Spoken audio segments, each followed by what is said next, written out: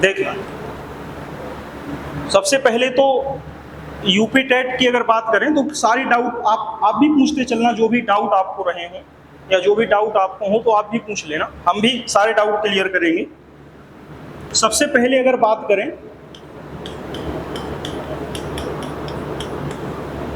UP TET, साथ में एक सीटेट और चलता है अपने यहाँ, यानी कि केंद्र लेवल पर अगर बात करें तो सीटेट परीक्षा जो है वो संपादित होती है। अपने यहाँ पर जो है वो यूपी टेट जो है वो संपादित होता है। तो अपन को केवल यूपी टेट से मतलब है और यूपी टेट ही अभी अपन जो है वो दे रहे हैं, तो यूपी टेट से अपन को मतलब है। बाकी अभी सीटेट तो है नहीं, लेकिन जब होगा तब सीटेट देखेंगे। तो सबसे तो पहले ये यूपी टेट और सीटेट में अगर कोई सिमिलरिटी कहे तो सर अंतर है, और थोड़ा बहुत अंतर नहीं, अगर हम कहें तो 50 से 60 और 70% तक अंतर मिलेगा।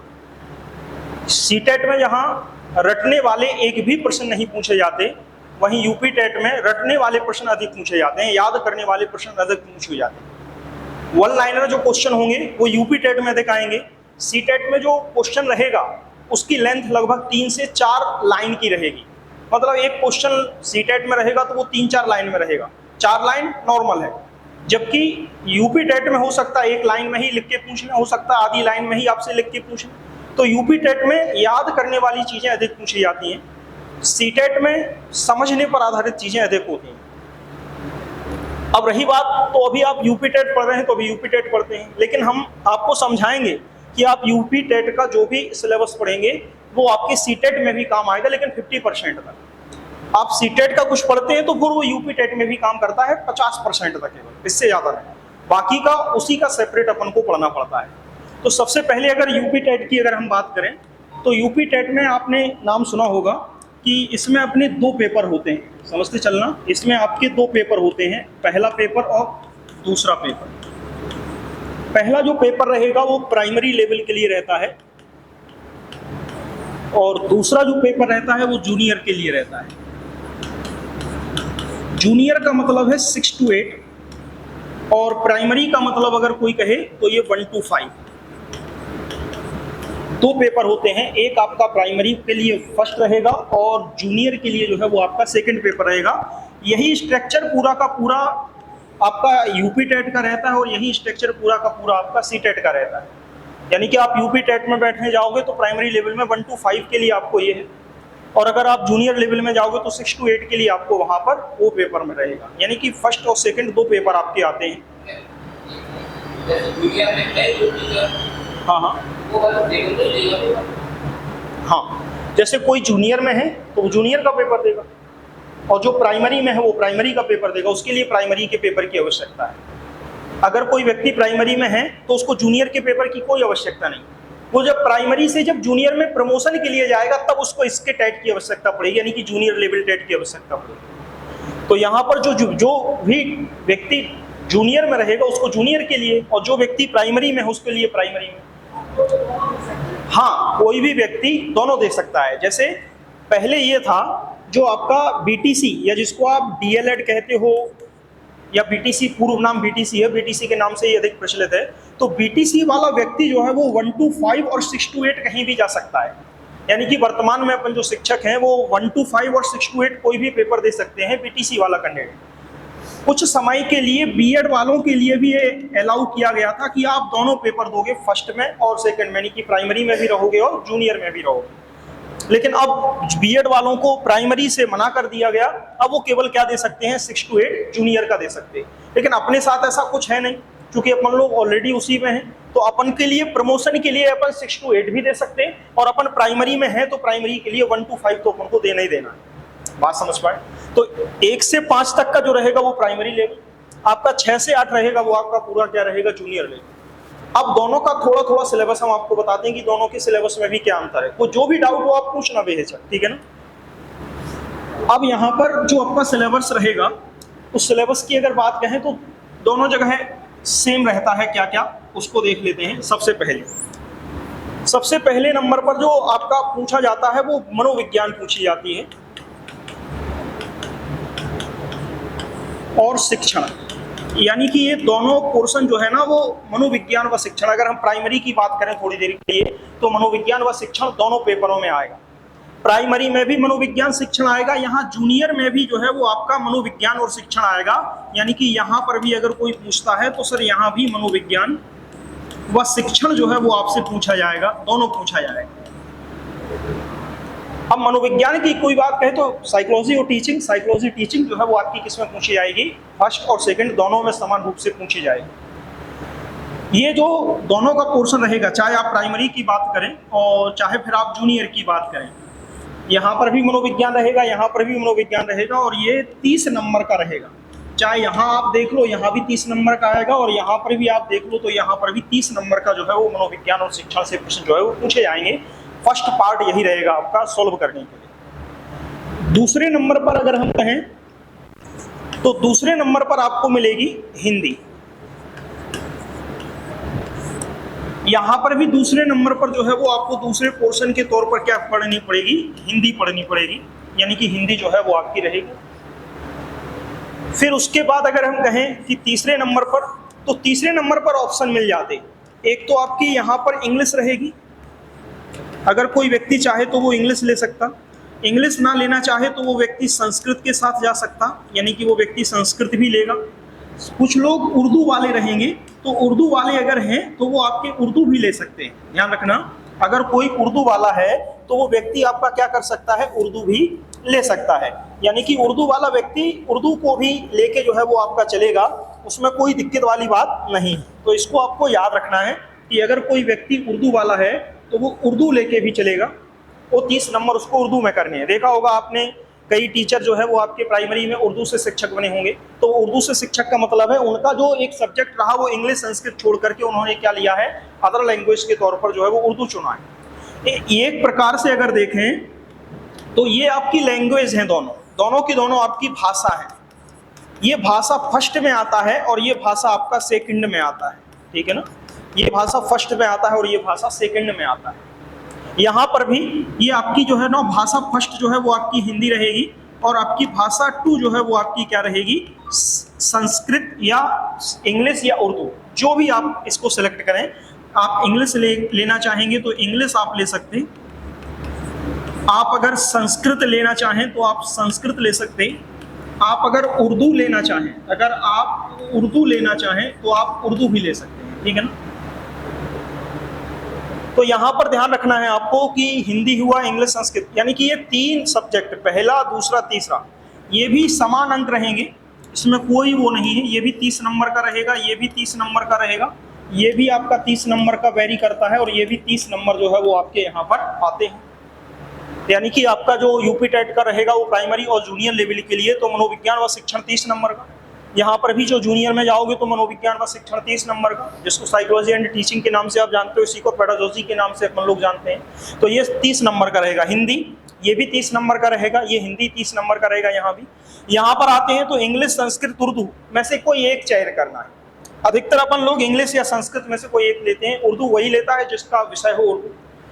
इसके बाद यहाँ पर भी इंग्लिश, संस्कृत, उर्दू में से कोई एक विषय का हम चयन यहाँ पर करेंगे।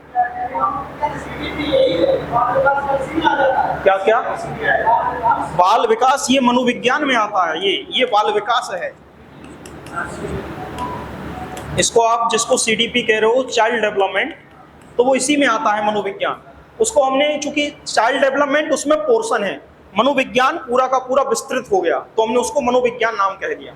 मनोविज्ञान में सब आ गया, मूल्यांकन आ गया बच्चे का। CDP में अपन केवल बच्चे की विकास की अवस्थाएं पढ़ते हैं कि चाइल्ड का डेवलपमेंट की प्रोसेस कैसे चल रही है, तो उसको हम CDP कहते हैं। तो CDP ना कह के हम सीधा मनोविज्ञान कहते हैं कि बाल विकास अकेला नहीं पढ़ना है, हमें बाल विकास तो पढ़ना ही है, हमें बच्चे की बुद्धि के बारे में भी समझना है, व्यक्तित्व के बारे में भी समझना है। चूंकि CTET जाओगे तो वहां पर स्पेशली CDP, क्योंकि सबसे ज्यादा वहां सिर्फ बच्चे से रिलेट करके प्रश्न पूछते। अपना यूपी टेट ऐसा नहीं है। यूपी टेट का भी हम सिलेबस भी आपको बता रहे हैं, वहां पर भी थोड़ा डिस्कशन करेंगे कि हर पोर्शन से प्रश्न आते हैं।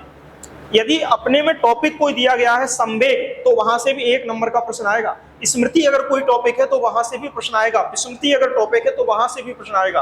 अधिगम पठार टॉपिक है तो वहां से भी प्रश्न आएगा। यानी कि यहाँ पर अपनी यूपी टेट वाले पोर्शन में हर जगह से प्रश्न पूछे जाते हैं। इसलिए साइकोलॉजी ले लिया, पूरा का पूरा ओवरऑल हम पढ़ लेते। यहां तक तो ये तीनों कॉमन रहते हैं, चाहे आप प्राइमरी में बैठो और चाहे जूनियर में बैठो। हिंदी भी सेम है, संस्कृत या इंग्लिश लेते हो वो भी सेम है, ऊपर बाल विकास ले लो, मनोविज्ञान ले लो, शिक्षण ले लो, ये भी आपका क्या रहेगा, सेम रहेगा। अब कोई कहे कि भैया हम प्राइमरी के लिए क्या अलग से कोई साइकोलॉजी पढ़ेंगे और जूनियर के लिए कोई अलग से साइकोलॉजी? बिल्कुल नहीं, प्राइमरी जूनियर की साइकोलॉजी सेम है।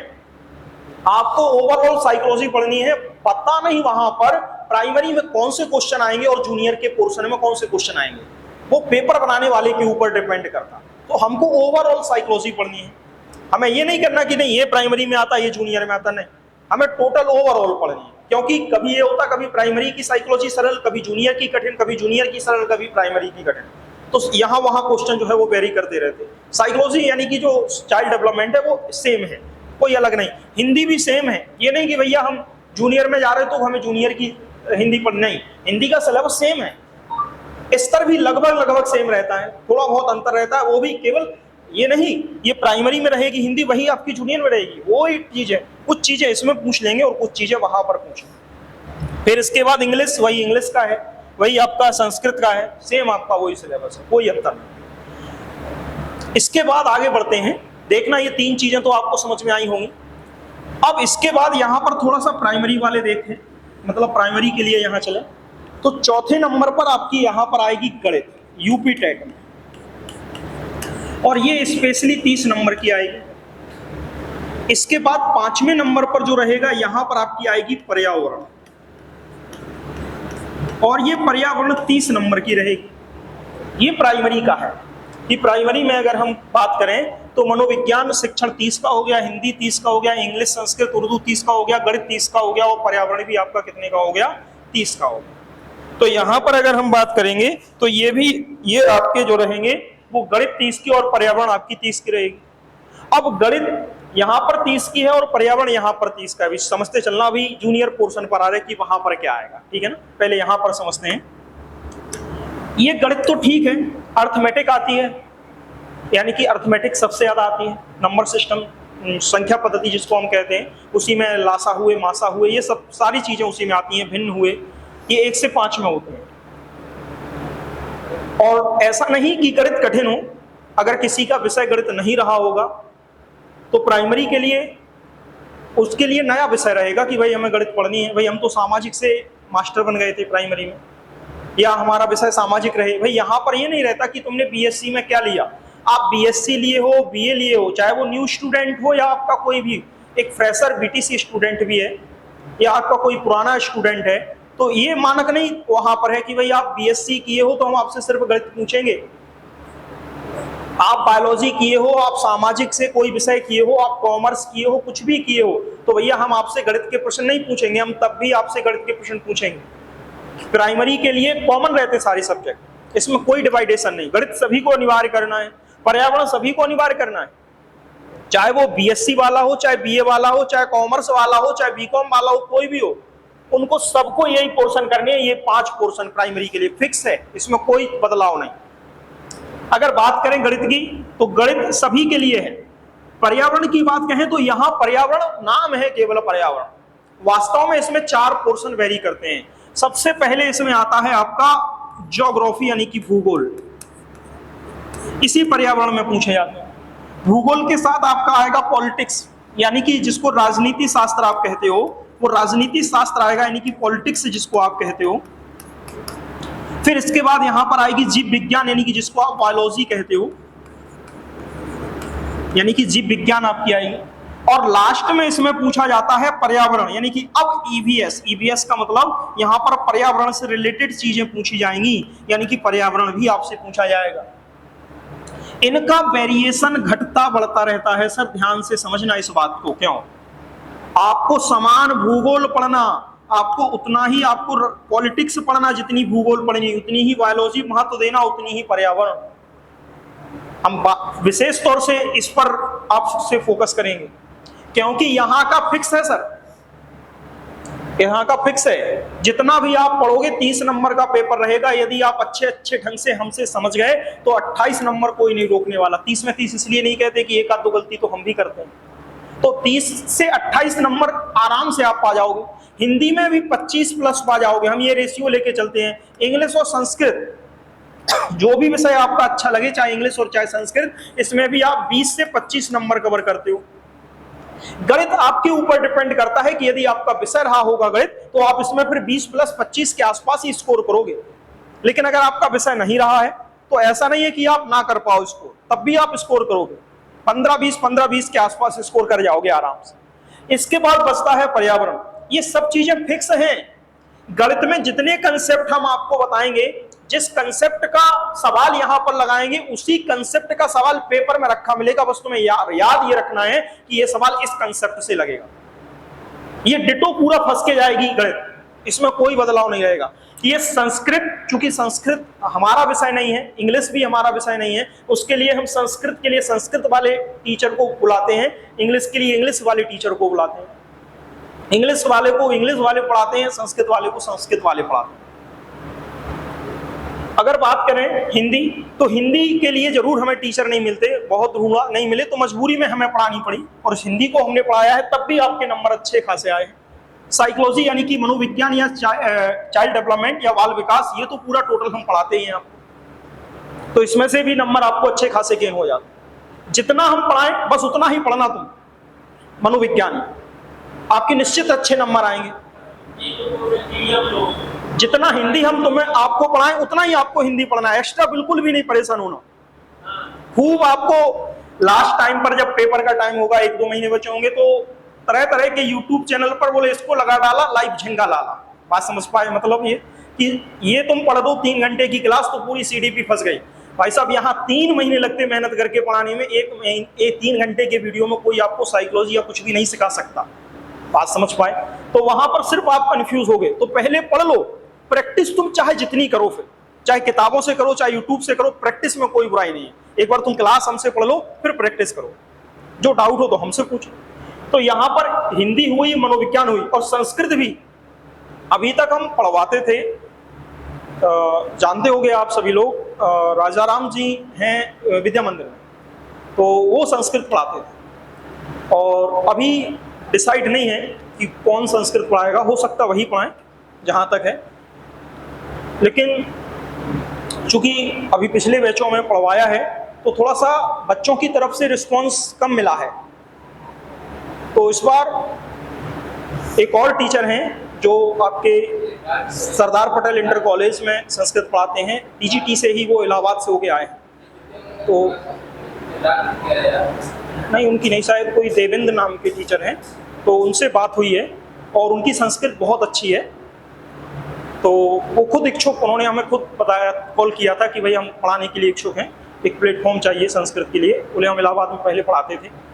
तो उनसे बात हो गई, लगभग हमें लग रहा है कि एक बार उनको चेक कर लिया जाए कि उनका कैसा क्या है, क्योंकि हम हमेशा यही चाहते कि भाई हम अपनी तरफ से बेस्ट आपको दें। हम भी बहुत मतलब ये करते कि पूरी ताकत झोंक देते अपनी तरफ से, और आपसे भी यही चाहेंगे कि आप भी पूरी ताकत झोंक दो। हाँ, बस झोंकना ही है। और यूपी टेट ध्यान रखना, भले ही लोग बात आपको बताएं यूपी टेट कठिन है, ये है, कुछ नहीं है यूपी टेट सर। हमने तो लोगों को 1 महीने में पढ़ा के यूपी टेट पास कराया है और 15 से 20 दिन में सीटेट पास कराया। तो ये तो अभी 5 महीने आपके पास हैं, ये मान के चलो। और 5 महीने बहुत सफिशिएंट टाइम होता। 3 से 3.5 महीने मैक्सिमम है, 3.5 नहीं तो 3 महीने में हम सारे सब्जेक्ट का सिलेबस आपको करा देंगे। और उसके बाद 2 महीने बचे सिर्फ आपकी प्रैक्टिस के लिए। प्रैक्टिस सबसे ज्यादा जरूरी है। तो आप लोग जितनी अधिक प्रैक्टिस और जितना अधिक रिवीजन करोगे, उतनी ज्यादा पकड़ सब्जेक्ट पर रहेगी। बात समझ पाए? प्रैक्टिस सीट हम देंगे, ठीक है, प्रैक्टिस भी कराएंगे और प्रैक्टिस सीट भी हम आपको देंगे। यहाँ तक कि पूरा का पूरा जो क्वेश्चन होता 150 नंबर का, उसके पेपर जाने से पहले परीक्षा का अनुभव, भाई परीक्षा में जाने से पहले परीक्षा का अनुभव, तो 10 मॉक टेस्ट तो हम यहीं बैठ के करा देते कि भाई यहीं बैठ के करो, तसल्ली से बच्चे करेंगे। आपको AMR भरेंगे मतलब ऐसा कि आपको लगे कि हम परीक्षा दे रहे हैं, ठीक है। तो ये सब्जेक्ट की दिक्कत नहीं है, हम इसलिए कह रहे हैं। मेन है यहाँ पर्यावरण क्यों है वो हम आपको समझाते हैं थोड़ा सा। ये हमेशा ही से रहा है, हम 2014-15 से बराबर पढ़ाते आ रहे हैं, तब से बराबर ये देखा है भूगोल, राजनीति शास्त्र, बायोलॉजी और पर्यावरण सभी को बराबर टाइम देना है, बराबर बराबर पढ़ाते भी हैं। लगभग 20 से 25 दिन, 25 दिन मानो भूगोल, 25 से 30 दिन, 25 से 30 दिन राजनीति शास्त्र और 25 से 30 दिन पर्यावरण। यानी कि हम एक महीने का रेशियो लें तो हमें एक महीने में 1 महीना ये, 1 महीना ये, 1 महीना ये, तब जाके हम ये कंप्लीट करा पाते हैं। बायोलॉजी के लिए 20 दिन छोड़ते, मुश्किल से 20 दिन बायोलॉजी भी पढ़ाते, कभी हम भी पढ़ाते, कभी किसी टीचर से भी पढ़वा देते, क्योंकि बायोलॉजी भी हमारा विषय नहीं, हम भी गणित और विज्ञान से। लेकिन फिर भी क्योंकि यूपी टेट या सुपर टेट वगैरह में बच्चों को पढ़ाने के लिए बहुत पड़ी है, तो उतने से हमारा काम हो जाता है, और जरूरत पड़ती है तो स्पेशली बायोलॉजी के टीचर से भी बायोलॉजी पढ़वा लेते हैं, लेकिन अभी तक जरूरत पड़ी नहीं। तो यहाँ पर बराबर टाइम देना है। अब ऐसा क्यों? क्योंकि हो सकता तुम्हारा मन पॉलिटिक्स में ज्यादा लगे, क्योंकि तुम्हें पॉलिटिक्स अच्छी आती है और तुम इन विषयों पर कम फोकस करोगे, निश्चित सी बात है, क्योंकि जिसमें रुचि होगी वो विषय ज्यादा पढ़ोगे। और पता चला कि पेपर में पॉलिटिक्स ही कमाई, भूगोल और बायोलॉजी और पर्यावरण ज्यादा आ गए, तो फिर आपको थोड़ी सी दिक्कत होगी। इसलिए 3-4 पोर्शन बराबर से पढ़ना है, क्योंकि वहां पर यह फिक्स नहीं है कि कौन सा ज्यादा आएगा और कौन सा कम आएगा। जरूर हो सकता भूगोल, जैसे वेटेज है 4 है, तो वेटेज यही रहता है कि लगभग 6-6, 7-7 नंबर बढ़ जाए। लेकिन होता कभी यह है कि हो सकता भूगोल से कभी 12 नंबर पूछ लिए, हो सकता राजनीति शास्त्र से केवल 3 क्वेश्चन ही पूछे, हो सकता बायोलॉजी से कभी 8 पूछ लिए, हो सकता पर्यावरण से कभी 1 या 2 ही पूछे। तो पढ़ना सभी को है, क्योंकि हम इसका ताजा उदाहरण 2021 का तुम्हें देंगे। 21 का पेपर उठा के देख लेना, बच्चे पढ़ के गए, उसके बाद जब पेपर में बैठे तो उसमें उन्होंने देखा कि भूगोल और बायोलॉजी ज्यादा आई है, पॉलिटिक्स और पर्यावरण कम आई। अब जब पेपर आउट हो गया वो 2021 वाला, तो पेपर दोबारा हुआ 2-3 महीने बाद, 4-5 महीने बाद दोबारा हुआ। जब 4-5 महीने बाद दोबारा हुआ तो उसमें हुआ क्या, अब भूगोल एकदम ही गायब हो गई, मात्र 1-2 क्वेश्चन पर आके सिमट गई। सबसे ज्यादा पूछा फिर किसको, पर्यावरण। फिर पर्यावरण सबसे ज्यादा पूछी गई, भाई जैविक घटक क्या, जैविक घटक क्या, जैव चक्र क्या, ये सब चीजें आपकी फिर पर्यावरण की पूछी। तो ये फिक्स नहीं है, ध्यान रखना। वो पेपर बनाने वाले के मूड पर डिपेंड करता है कि वो 4 में से किस पोर्शन को उठाएगा, यानी कि आज वो किस मूड में बैठा है पेपर बनाने के लिए। भाई पेपर बनाने के लिए विशेषज्ञ ही जाते हैं, हो सकता उनमें से किसी का बायोलॉजी अच्छा रहेगा तो वो बायोलॉजी से ज्यादा क्वेश्चन पुटअप कर लेगा, हो सकता उसका राजनीति शास्त्र रहेगा तो वो इससे ज्यादा क्वेश्चन पुटअप कर लेगा। तो ये अनिश्चित रहेगा, इसलिए पढ़ना सभी को है। ये नहीं कि भैया ये हमारा अच्छा है तो हम इसी को पढ़ेंगे, इसको हम कम पढ़ेंगे, नहीं, ये इस चक्कर में नहीं पढ़ना। पढ़ेंगे हम सारे, आपको सब्जेक्ट बराबर है, 1 महीने और 1 महीने, और बाकी का जो बच गया तो अभी तो टाइम है तो हम 1 महीने ये भी पढ़ा दें। वैसे 1 महीने नहीं लेते, इसमें 20 दिन, इसमें 20 दिन, इसमें 20 दिन, बस। यानी कि हमें लिमिट टाइम में अगर चलना है तो 20-20 दिन लेके चलते हैं। लेकिन चूंकि बिल्कुल तसल्ली से कि हमें कोई जल्दबाजी नहीं है, कोई डाउट भी आपका शेष ना रहे और कोई पॉइंट छूटे भी ना, तो हम 1-1 महीने भी लेके चल रहे हैं, तब भी सफिशिएंट टाइम। अब समझना, इसको यहां तक समझ लिया, ये पूरा का पूरा आपका क्या था, प्राइमरी, ठीक है। अब थोड़ी सी जूनियर की बात करें, देखना जरा सा। अब जूनियर पर चौथे नंबर को छोड़ो, जूनियर में होता है यहां से डिवीजन, एक वर्ग बनता है गणित और विज्ञान का, यानी कि यहां पर एक बनेगा गणित व विज्ञान का, मैथमेटिक्स एंड साइंस का जो है वो आपका एक वर्ग बनेगा। दूसरा वर्ग बनेगा सामाजिक विषय का, दूसरा जो वर्ग रहेगा वो रहेगा सामाजिक विषय का। ये आपके जो विषय रहेंगे इनमें जो गणित रहेगी, ध्यान रखना, ये ग्रेजुएशन से लिया जाएगा कि भाई जिसकी ग्रेजुएशन में मैथ रहा हो, भौतिक विज्ञान यानी फिजिक्स रहा हो, केमिस्ट्री यानी रसायन विज्ञान रहा हो, बायोलॉजी यानी जीव विज्ञान रहा हो, तीनों में से, यानी कि बीएससी में तीनों सालों में से कुछ भी रहा हो 1 या 2, तो हम किस वर्ग से जाएंगे, साइंस वर्ग से जाएंगे, यानी कि गणित और विज्ञान वर्ग से जाएंगे। उनको ये पोर्शन अटेम्प्ट करना है जिसमें 30 नंबर की गणित आती है और प्लस 30 नंबर की क्या आती है, विज्ञान आती है। इस 30 नंबर की गणित में तो 30 नंबर तो टोटल गणित के रहेंगे, इसमें कोई डिस्ट्रीब्यूशन नहीं। लेकिन विज्ञान को 3 भागों में बांट देते हैं, फिजिक्स और केमिस्ट्री और आपकी बायोलॉजी। यानी कि यहां पर विज्ञान को वो 3 भागों में बांटते हैं, फिजिक्स, केमिस्ट्री और बायोलॉजी, भौतिक विज्ञान, रसायन विज्ञान और जीव विज्ञान। और तीनों विषयों को आपको क्या करना पड़ता है, यहां कवर करना पड़ता है। बात समझ पा रहे हो क्या? नहीं, ये फिक्सेशन नहीं है, ये ऐसा ही है जैसा ये पर्यावरण के अंतर्गत है। हो सकता कभी पेपर बनाने वाले का मूड हो जाए, तो अधिकतर होता यही है, बायोलॉजी का वेटेज ज्यादा रहता है। क्यों? क्योंकि यहाँ पर 30 नंबर ऑलरेडी बीएससी मैथमेटिक्स वालों को मिल चुकी गणित, तो यहाँ पर 30 नंबर में बायोलॉजी के प्रश्न ज्यादा आते हैं। लगभग 14 से 15 क्वेश्चन बायोलॉजी के रहेंगे, बाकी 15 नंबर में फिजिक्स और केमिस्ट्री समाई रहेगी। यानी कि 7-8 नंबर आपके फिजिक्स के और 7-8 नंबर आपके केमिस्ट्री के। कभी कभार बायोलॉजी इतनी ज्यादा आ जाती कि 18 नंबर तक आपकी बायोलॉजी पेपर में आई, यानी 18 नंबर सिर्फ बायोलॉजी होगी, बाकी का जो रहेगा आपका 12 नंबर में 6-6, 7-7 नंबर में आपकी फिजिक्स और केमिस्ट्री का पोर्शन जो है वो आपका बटा रहेगा। बात समझ पाए? ये जूनियर के लिए है, साइंस वर्ग के लिए। लेकिन इसी की तरफ क्या गणित का सिलेबस अभी आ रहा है, सिलेबस की पीडीएफ खोलना है, अभी खोल रहा है, बस जस्ट 2 मिनट। इसको और समझ लें थोड़ा, ताकि आप बाद में फॉर्म भरते समय या किसी भी प्रकार के डाउट में नहीं रहे कि हमें पढ़ना क्या है और क्या नहीं पढ़ना। यहाँ से ये क्लियर है कि अगर प्राइमरी के लिए हमें टेट देना है तो सिर्फ ये चीजें पढ़नी है। जूनियर अगर हमारा मैथ साइंस है तो फिर हमें केवल ये चीजें पढ़नी है। अगर हमारा सामाजिक विषय है तो फिर हमें केवल ये चीजें पढ़नी है। अब सामाजिक विषय का पेपर कौन देगा? जो बीए किए हैं, जो बीए किए हुए, जो आपका कॉमर्स किए हुए हैं, जो बीकॉम किए हुए हैं, वो सारे के सारे कहाँ आएंगे? सामाजिक विषय के अंतर्गत आएंगे। बीटेक वाला स्टूडेंट गणित विज्ञान के अंतर्गत आएगा। बात समझ पाए कि नहीं समझ पाए? अगर कोई बीटेक किए हुए है और उसके बाद भी वो टीचर है तो वो आपके किस पोर्शन में आएगा? वो इस पोर्शन में आएगा, गणित विज्ञान। हाँ, तो भी वो इसी में आएगा, गणित विज्ञान में। हाँ, क्योंकि वो मैथमेटिक्स सब्जेक्ट है। उसमें ये नहीं कहा जाता कि आप बीए किए कि बीएससी, ये नहीं आता।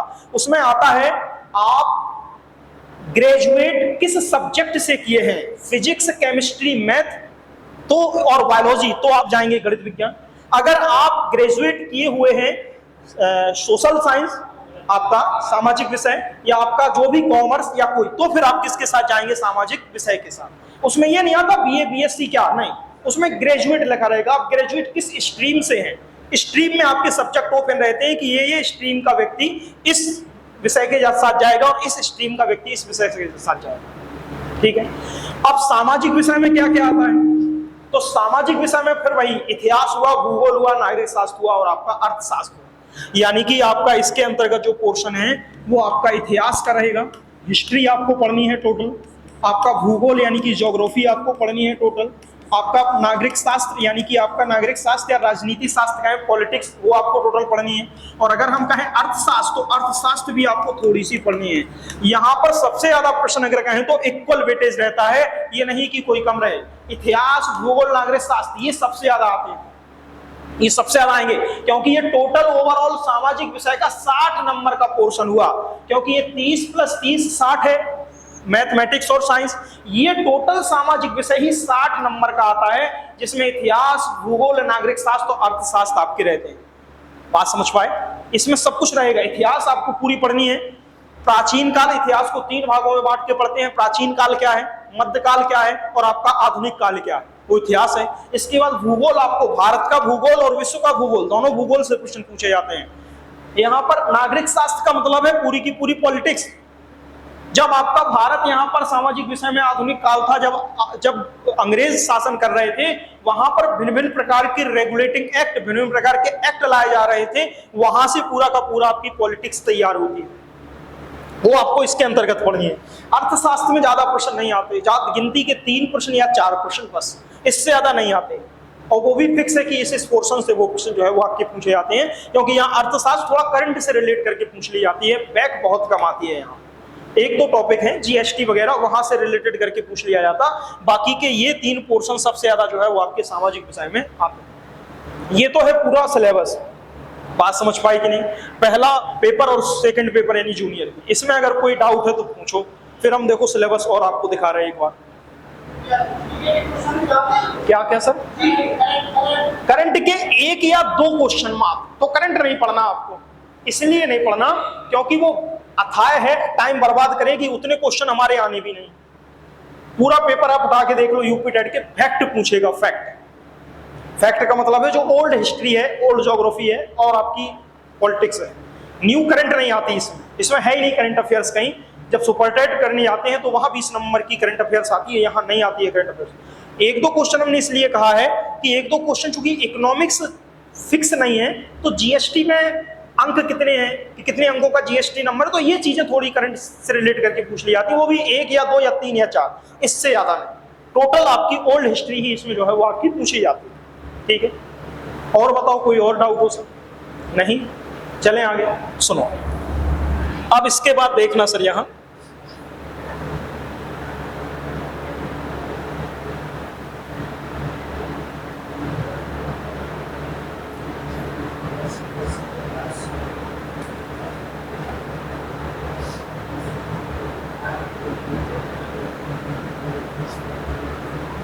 ये 2021 का सिलेबस है, यही सबसे लेटेस्ट है अभी तक, इससे लेटेस्ट तो आया नहीं भाई। 2021 का ही सिलेबस अभी तक तो सबसे लेटेस्ट माना गया है।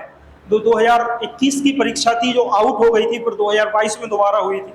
हम खुद बाहर खड़े हुए थे और पेपर दिलाने गए थे, तो पेपर अंदर गए और जैसे ही चालू हुआ बस आध घंटा व्हाट्सएप पे आने लगा कि पेपर आउट हो गया है, ये रहे इसके क्वेश्चन आंसर, ये देखो व्हाट्सएप पर तैर रहा है।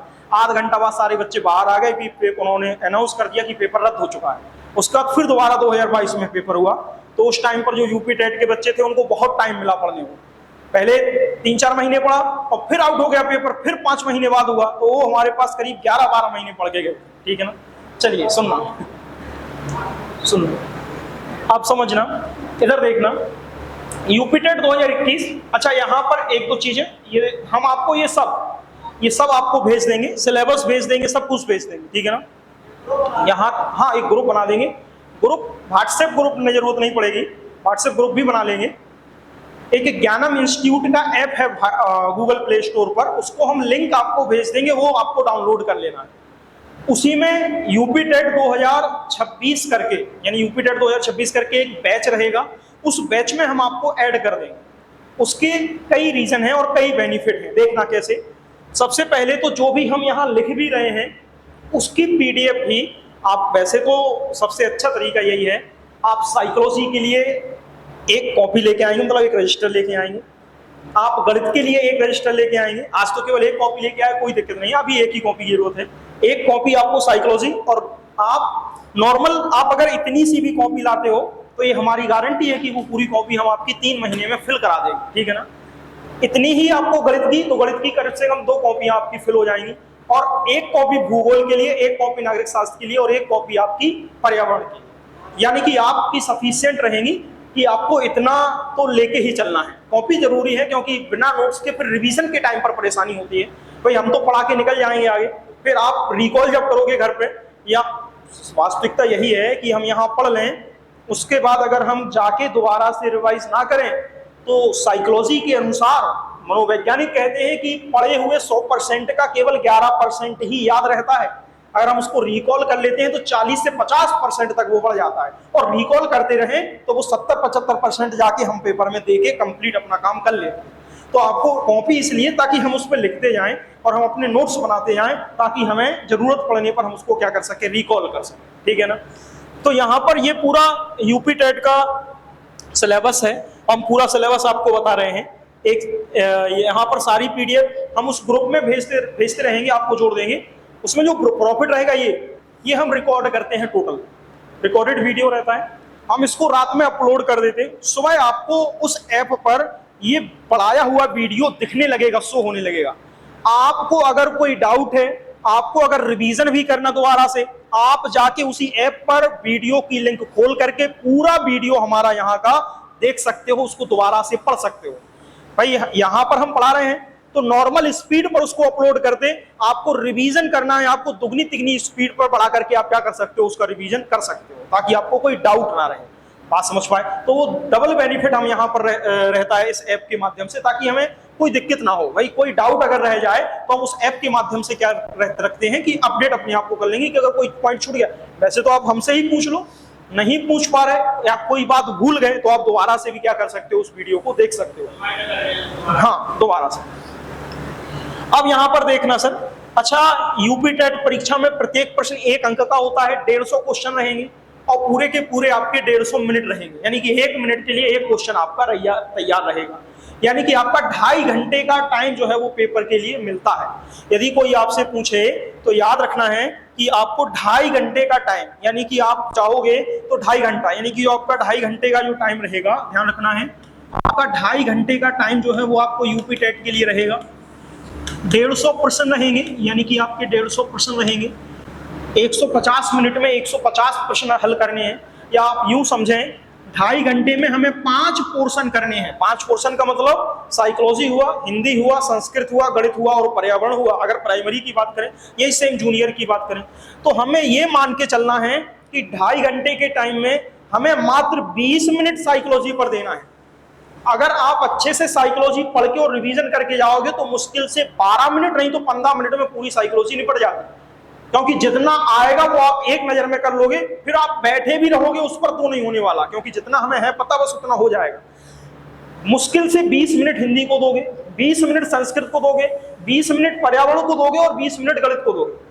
एक क्वेश्चन में फंस के नहीं रहोगे, कोई क्वेश्चन नहीं आ रहा तुरंत क्विट करके आगे बढ़ गए, कोई क्वेश्चन नहीं आ रहा तुरंत क्विट करके आगे बढ़ गए, यानी कि पूरा पेपर हम पहले एक बार में अटेम्प्ट कर लेंगे, चाहे हमें 1 घंटे में एक प्रश्न से हम 150 प्रश्न तक पहुंच जाएं, चाहे हमें उस पूरे 150 प्रश्न में 50 प्रश्न आए, हम 50 प्रश्न कर लेंगे एक बार, क्योंकि वो 50 प्रश्न हमारे पक्के हैं, क्योंकि ये अब गलत नहीं होंगे, क्योंकि ये तो हमें पहली बार में ही आ गए। उसके बाद अब दूसरा राउंड लगाएंगे, अब वो देखेंगे कि कौन कौन से क्वेश्चन हमारे हो सकते जो हमसे हो जाएंगे, हम कौन सब्जेक्ट ज्यादा अच्छा पढ़ के आए, साइकोलॉजी अच्छी है तो उस पर फिर से जाएंगे, गणित अच्छी है तो उस पर फिर से जाएंगे, पर्यावरण अच्छी है तो उस पर अच्छे फिर से जाएंगे, हिंदी अच्छी है तो हिंदी पर फिर से जाएंगे, फिर वहां से प्रश्न निकालने की कोशिश करेंगे, धीरे धीरे प्रश्न बढ़ते चले जाएंगे, आप OMR में फिल करते जाएंगे।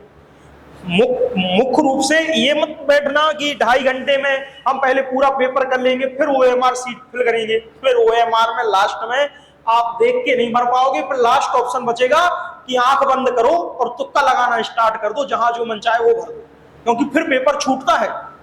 इसलिए आपको पहले से ही हम प्रैक्टिस करा देंगे इतनी कि आपको वहां पर टाइम की कमी ना पड़े। टाइम बाउंड करके जरूर प्रश्न कीजिए। अगर आप 20 प्रश्न भी कर रहे हैं तो आप 20 प्रश्न कितने समय में कर रहे हैं, यानी भैया हमने आज दिन भर में 20 प्रश्न लगा लिए, भैया 20 प्रश्न लगा लिए, तुमने कौन सा बड़ा तीर मार लिया, पूरा दिन भर भी तो ले लिया, बात समझ पाए कि नहीं। 20% ज्यादा से ज्यादा 20 मिनट, टाइम बाउंड जरूर, क्योंकि वहां पेपर आपको एक टाइम बाउंड के अंतर्गत देना है। तो 2.5 घंटे का समय है यूपी टेट परीक्षा के लिए, प्रत्येक प्रश्न के लिए 1 अंक है, किसी भी प्रकार की कोई नेगेटिव मार्किंग नहीं है। यूपी टेट, सी टेट में और सुपर टेट में अभी तक कोई नेगेटिव मार्किंग नहीं। आप चाहे तो तुक्का भी लगा सकते हो, जितने प्रश्न नहीं आ रहे, करना तो 150 ही है, हम तुक्का लगा के आएंगे समथिंग, ठीक है ना। तुक्का लगाने का तो सर कोई सिस्टम नहीं होता, फिर भी हम कहते हैं कि जब ना समझ में आए तो सी ऑप्शन या डी ऑप्शन में से किसी एक को चुन लो। ये नहीं कि किसी का ए भर दिया, किसी का बी भर दिया, किसी का सी भर दिया, किसी का डी भर दिया, या तो ऊपर से लेके पूरा सी निपटा दो या ऊपर से पूरा डी निपटा दो। उसमें रहेगा ये कि अगर आप 10 प्रश्न करोगे तो एक वेटेज रहता है। अधिकतर हमने देखा है यूपी टेट वगैरह में, इतने समय से देख रहे हैं, आंसर की में सी वाले ऑप्शन सबसे ज्यादा सही होते हैं और नहीं तो फिर डी वाले ऑप्शन सबसे ज्यादा सही होते हैं। तो एक ये नहीं कि ये एकदम एक्यूरेट हो, ये बस केवल एक एज्यूम है कि अगर ना मिले, कोई समझ में ना आए, सी करते जाना कि भैया हम सी भरेंगे। तो हो सकता पूरे प्रश्न में 150 में हो सकता 20 ऑप्शन या 25 ऑप्शन सी वाले सही निकलते हैं। तो उसमें से अगर आपने कम से कम 10 पर तुक्का लगाया तो कम से कम 10 तुक्के तो आपके सही निकल गए। ये इसलिए कहते हैं नहीं कि 1 से लेके 10 तक के प्रश्न थे, हमारा मन किया तो हमने 1, 2, 3 का सी भर दिया और जैसे बी आया तो बी का हमने बी भर दिया, फिर आपका फिर अगला प्रश्न आया तो उसका डी भर दिया। ऐसा मत करो, मतलब ये नहीं करो ए बी सी डी सजाना नहीं है, कोई एक विकल्प भर दो अगर तुक्का लगाना जब कोई समझ में ना आए। वैसे तो जरूरत नहीं पड़ेगी कि आप तुक्का लगाओ, आपको इतना पढ़ा देंगे हम, वैसे भी आप लोग सब समझदार हो, आपको समय कम पड़ेगा वहां पेपर करने के लिए। आप कहोगे यार थोड़ा टाइम और मिल जाता तो हम थोड़े क्वेश्चन और अटेम्प्ट कर लेते, केवल टाइम की कमी पड़ेगी, क्योंकि टाइम ही सबसे बड़ा मैटर करता है। वही पेपर आप वहां करके आओगे फिर घर आकर करोगे, ये हमें आता था, आता हुआ प्रश्न गलत हो गया, वो नॉर्मल सबके साथ होता है, ये नहीं कि आप हमारे साथ भी होता है। हम 150 हम 100 का करके आएंगे तो 5 से 7 और 10 नंबर तक वेरी होता है। 5 से 10 नंबर मान के चलना कि किसी में नंबर बढ़ जाएंगे, किसी में नंबर हमारे कम हो जाएंगे, यानी कि गलत होगा। इसमें निगेटिव मार्किंग नहीं होती। इसमें 2 प्रश्न पत्र होते हैं, 1 से 5 के लिए अलग और द्वितीय प्रश्न पत्र ऐसे उम्मीदवारों को जो 6 से 8 हम सब बता चुके। अब इसका सिलेबस देखते हैं। ये रहा इसका पैटर्न। 150 मिनट का समय है, 90% अंक लाने होंगे, यानी कि 150 में से 90 अंक लाने होंगे, 60% अंक, यानी कि ये अनरिजर्व कैंडिडेट, अनारक्षित वर्ग, अनारक्षित वर्ग का मतलब है जनरल कैंडिडेट, जनरल कैंडिडेट को 150 में से 90 अंक ही लाने हैं, तभी वो पास माना जाएगा। जबकि आपका अनुसूचित जाति हो गया, अनुसूचित जनजाति हो गया, अन्य पिछड़ा वर्ग हो गया, एक्स सर्विसमैन कैटेगरी हो गई, इसके लिए आपको क्या चाहिए है, 150 में से केवल 82 मार्क्स, यानी कि 82 अंक में पास आउट मान लिया जाता है। यही सीटेट के लिए है, यही टेट के लिए है। कोई कितना भी कहता रहे, बाद में भ्रमित करता रहे कि नहीं भाई साहब 90 में पास हो गए, तुम्हारे कहना भूल जाओ, हम 82 में पास होते थे, 82 में होंगे, और जो 90 में पास होते हैं वो 90 में पास हो, ठीक है ना। यानी कि जनरल के लिए 90, क्योंकि बहुत मतलब कई तरह की बात है पेपर के पहले परेशान करती रहती है। हाँ, टोटल नंबर 150 में से 82 नंबर ओबीसी, एससी, एसटी और आपका जो अदर्स कैंडिडेट आ जाता है जैसे दिव्यांग वगैरह हो गया तो उसके लिए 82 है। लेकिन अगर कहें यहां पर जनरल कैंडिडेट तो 150 में से 90 अंक लाने हैं, तब जाके आप पास आउट हो, ठीक है ना।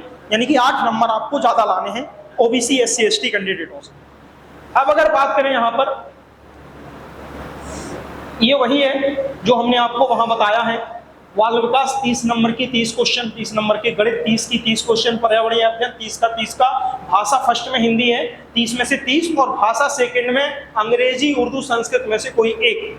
हमने चूंकि अपनी सुविधा के अनुसार हिंदी और अंग्रेजी को ऊपर रखा, उन्होंने वो कोई मैटर नहीं करता आपको, वो इसलिए क्योंकि ये फर्स्ट लैंग्वेज और सेकेंड लैंग्वेज ये यहाँ पर दिया रहता है। बाकी भाषा विकास, शिक्षण विधि, गणित और पर्यावरणीय अध्ययन ये आपका प्राइमरी लेवल का दिया गया है। ये जो दिया गया है आपका प्राइमरी लेवल का दिया गया है। ये आपका पूरा सिलेबस हम वैसे भी बता चुके। अब जरा देखते हैं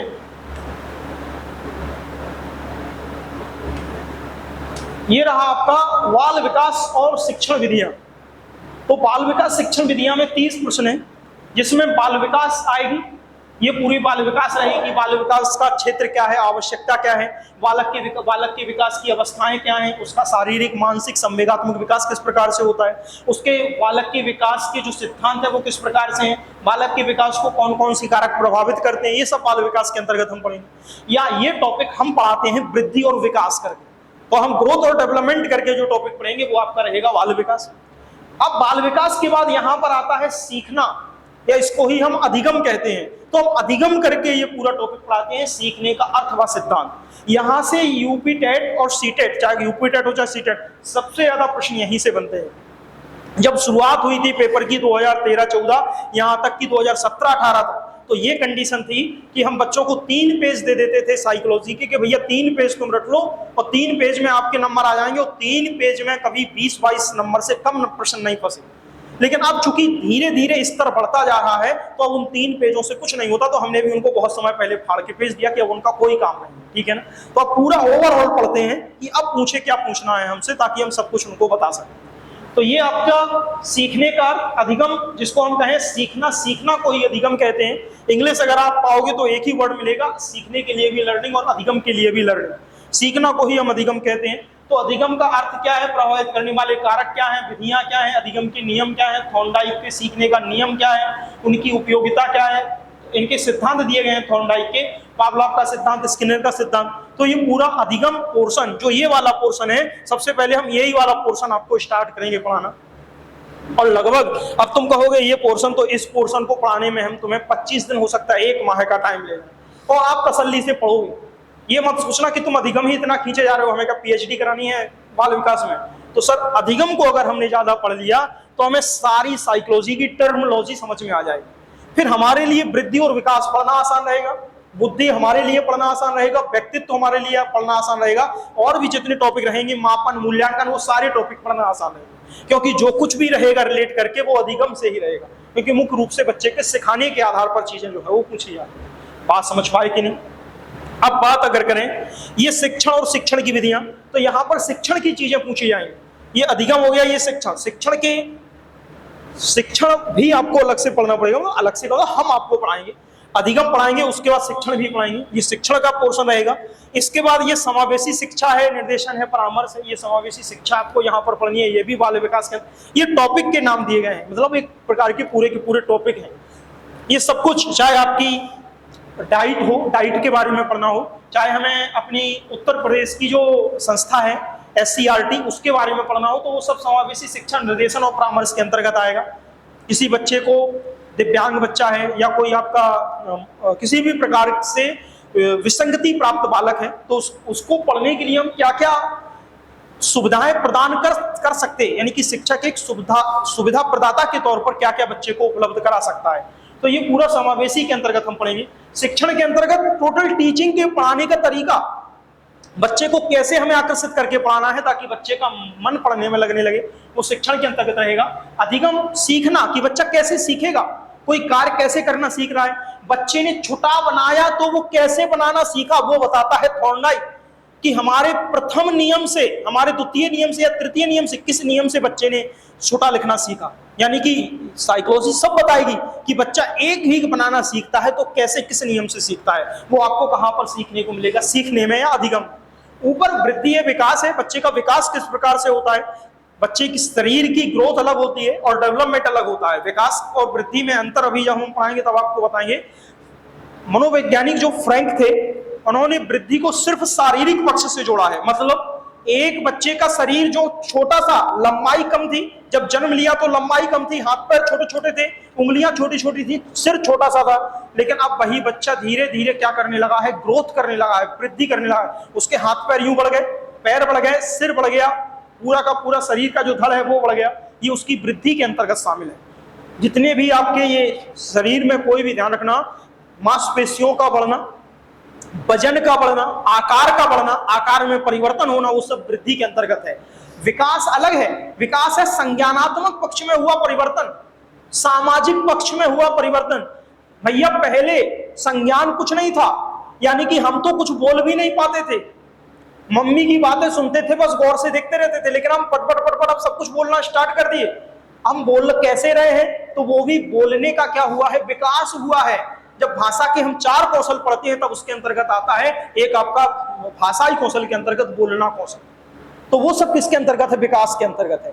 यहां तक कि बच्चे का चलना, ध्यान रखना, पैरों का बढ़ना वृद्धि है, लेकिन पैरों से चलना, एक बच्चा पहले घुटने के बल चल रहा है, शुरुआत में पेट के बल खिसकता है, देखा होगा एक बालक पेट के बल खिसकता है, पेट के बल खिसकने के बाद कुछ समय बाद घुटने के बल चलना प्रारंभ करता है, घुटने के चलने के बाद कुछ समय बाद पकड़ पकड़ के, कोई वस्तु हुई, किसी मम्मी पापा का हाथ हुआ, उनको पकड़ पकड़ के चलना प्रारंभ करता है, धीरे धीरे गिर के उठकर चलना प्रारंभ करता है, और वही बालक कुछ समय बाद तेज दौड़ना प्रारंभ करता। ये सब किसके अंतर्गत आएगा, विकास के अंतर्गत। बात समझ पाए?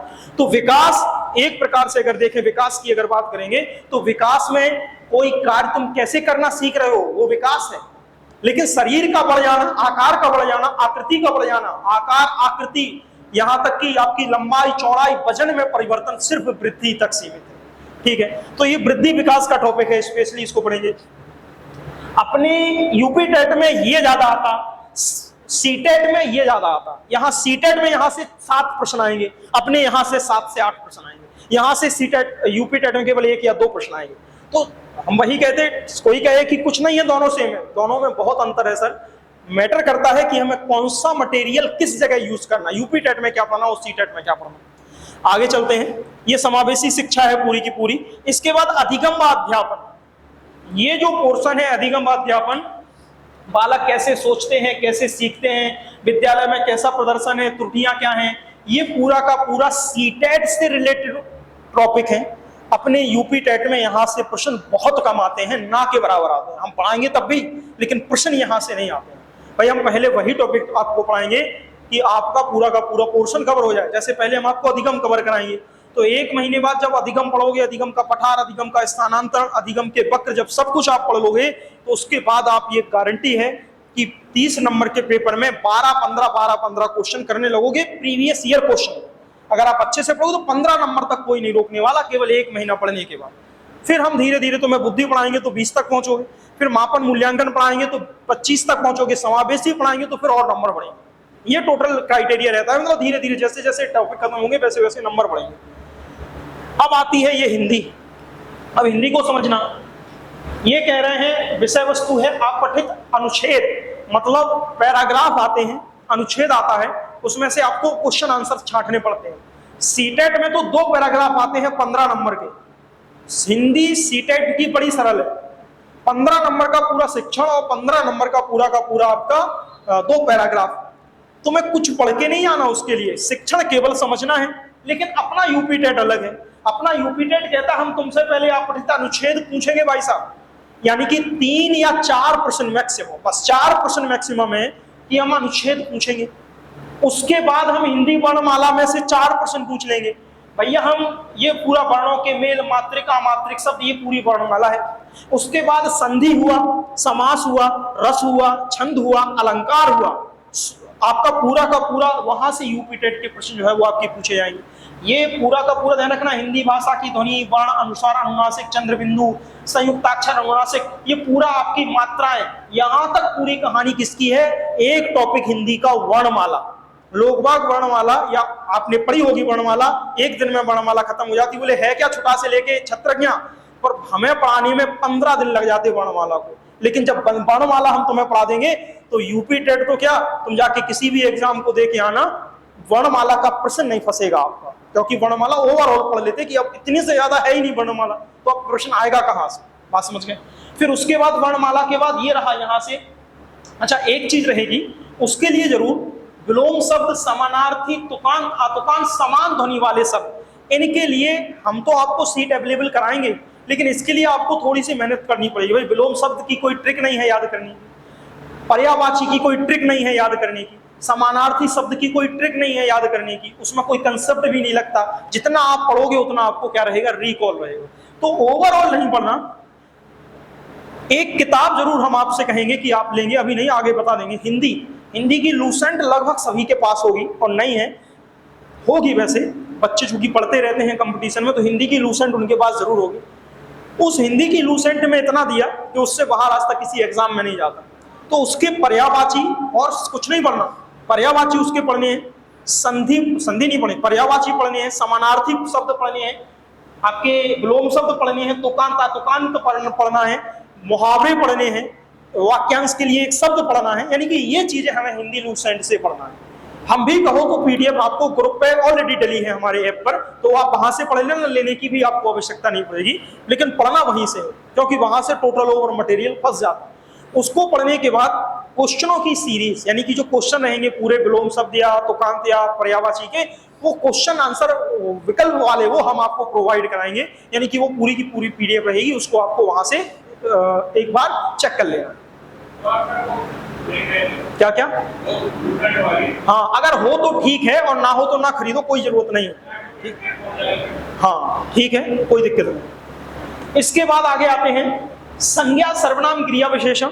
संज्ञा से एक प्रश्न, पर हम फिर कहते हैं कि हम तुम्हें बताएंगे, देखो ये यहां से आएगा, हम पूरी संज्ञा पढ़ाएंगे, लेकिन आज भी कह रहे हैं सिर्फ भाववाचक संज्ञा से अभी तक प्रश्न पूछा गया है यूपी टेट में। बस इतने सालों से देख रहे सिर्फ भाववाचक संज्ञा, तो फोकस भाववाचक संज्ञा पर करनी है कि भाववाचक संज्ञा कौन है।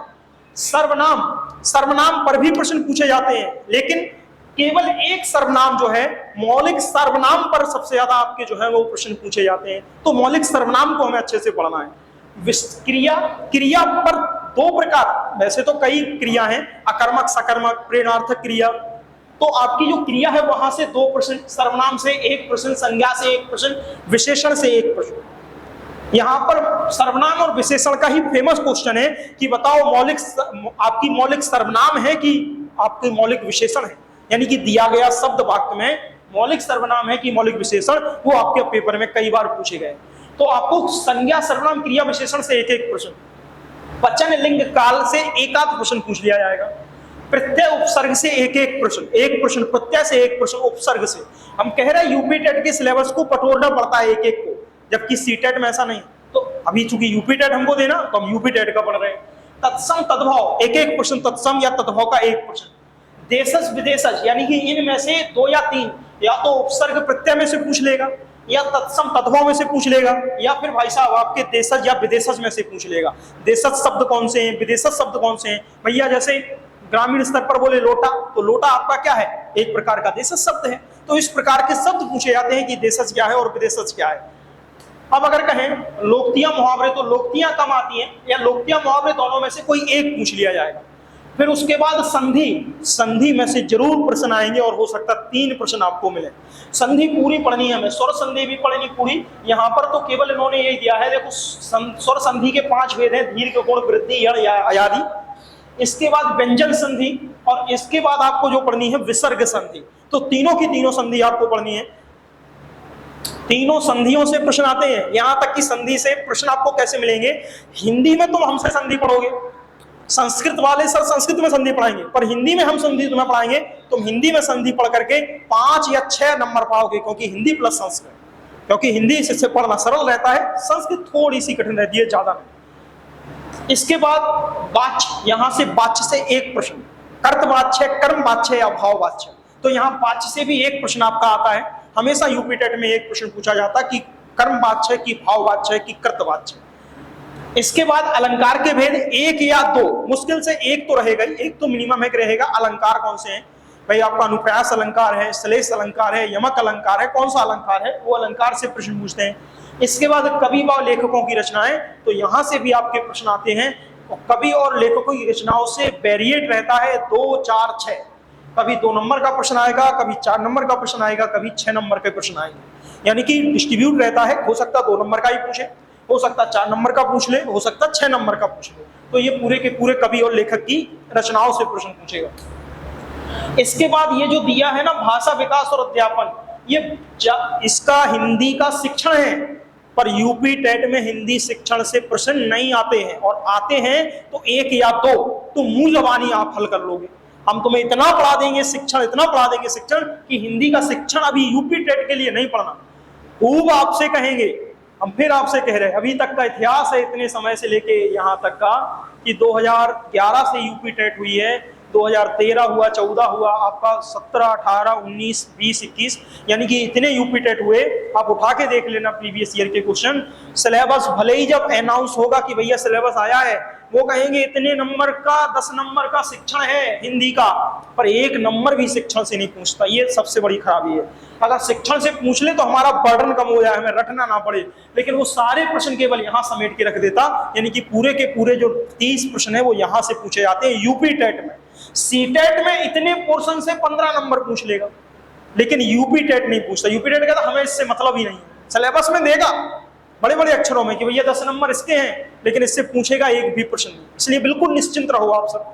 चलिए आगे, ये सब ये देखो, ये शिक्षण, ये पूरा हिंदी का उपचारात्मक भाषा। यहाँ सर बोलो। नहीं सर सुन लो पहले, हम आपकी बात बिल्कुल सही है। साइकोलॉजी तो आपकी हम ऐसे ही पाएंगे कि वो आपको सीटेट प्लस यूपी टेट दोनों में काम आए, लेकिन पहले हम यूपी टेट फोकस करेंगे पूरा, क्योंकि यूपी टेट बहुत विस्तृत है।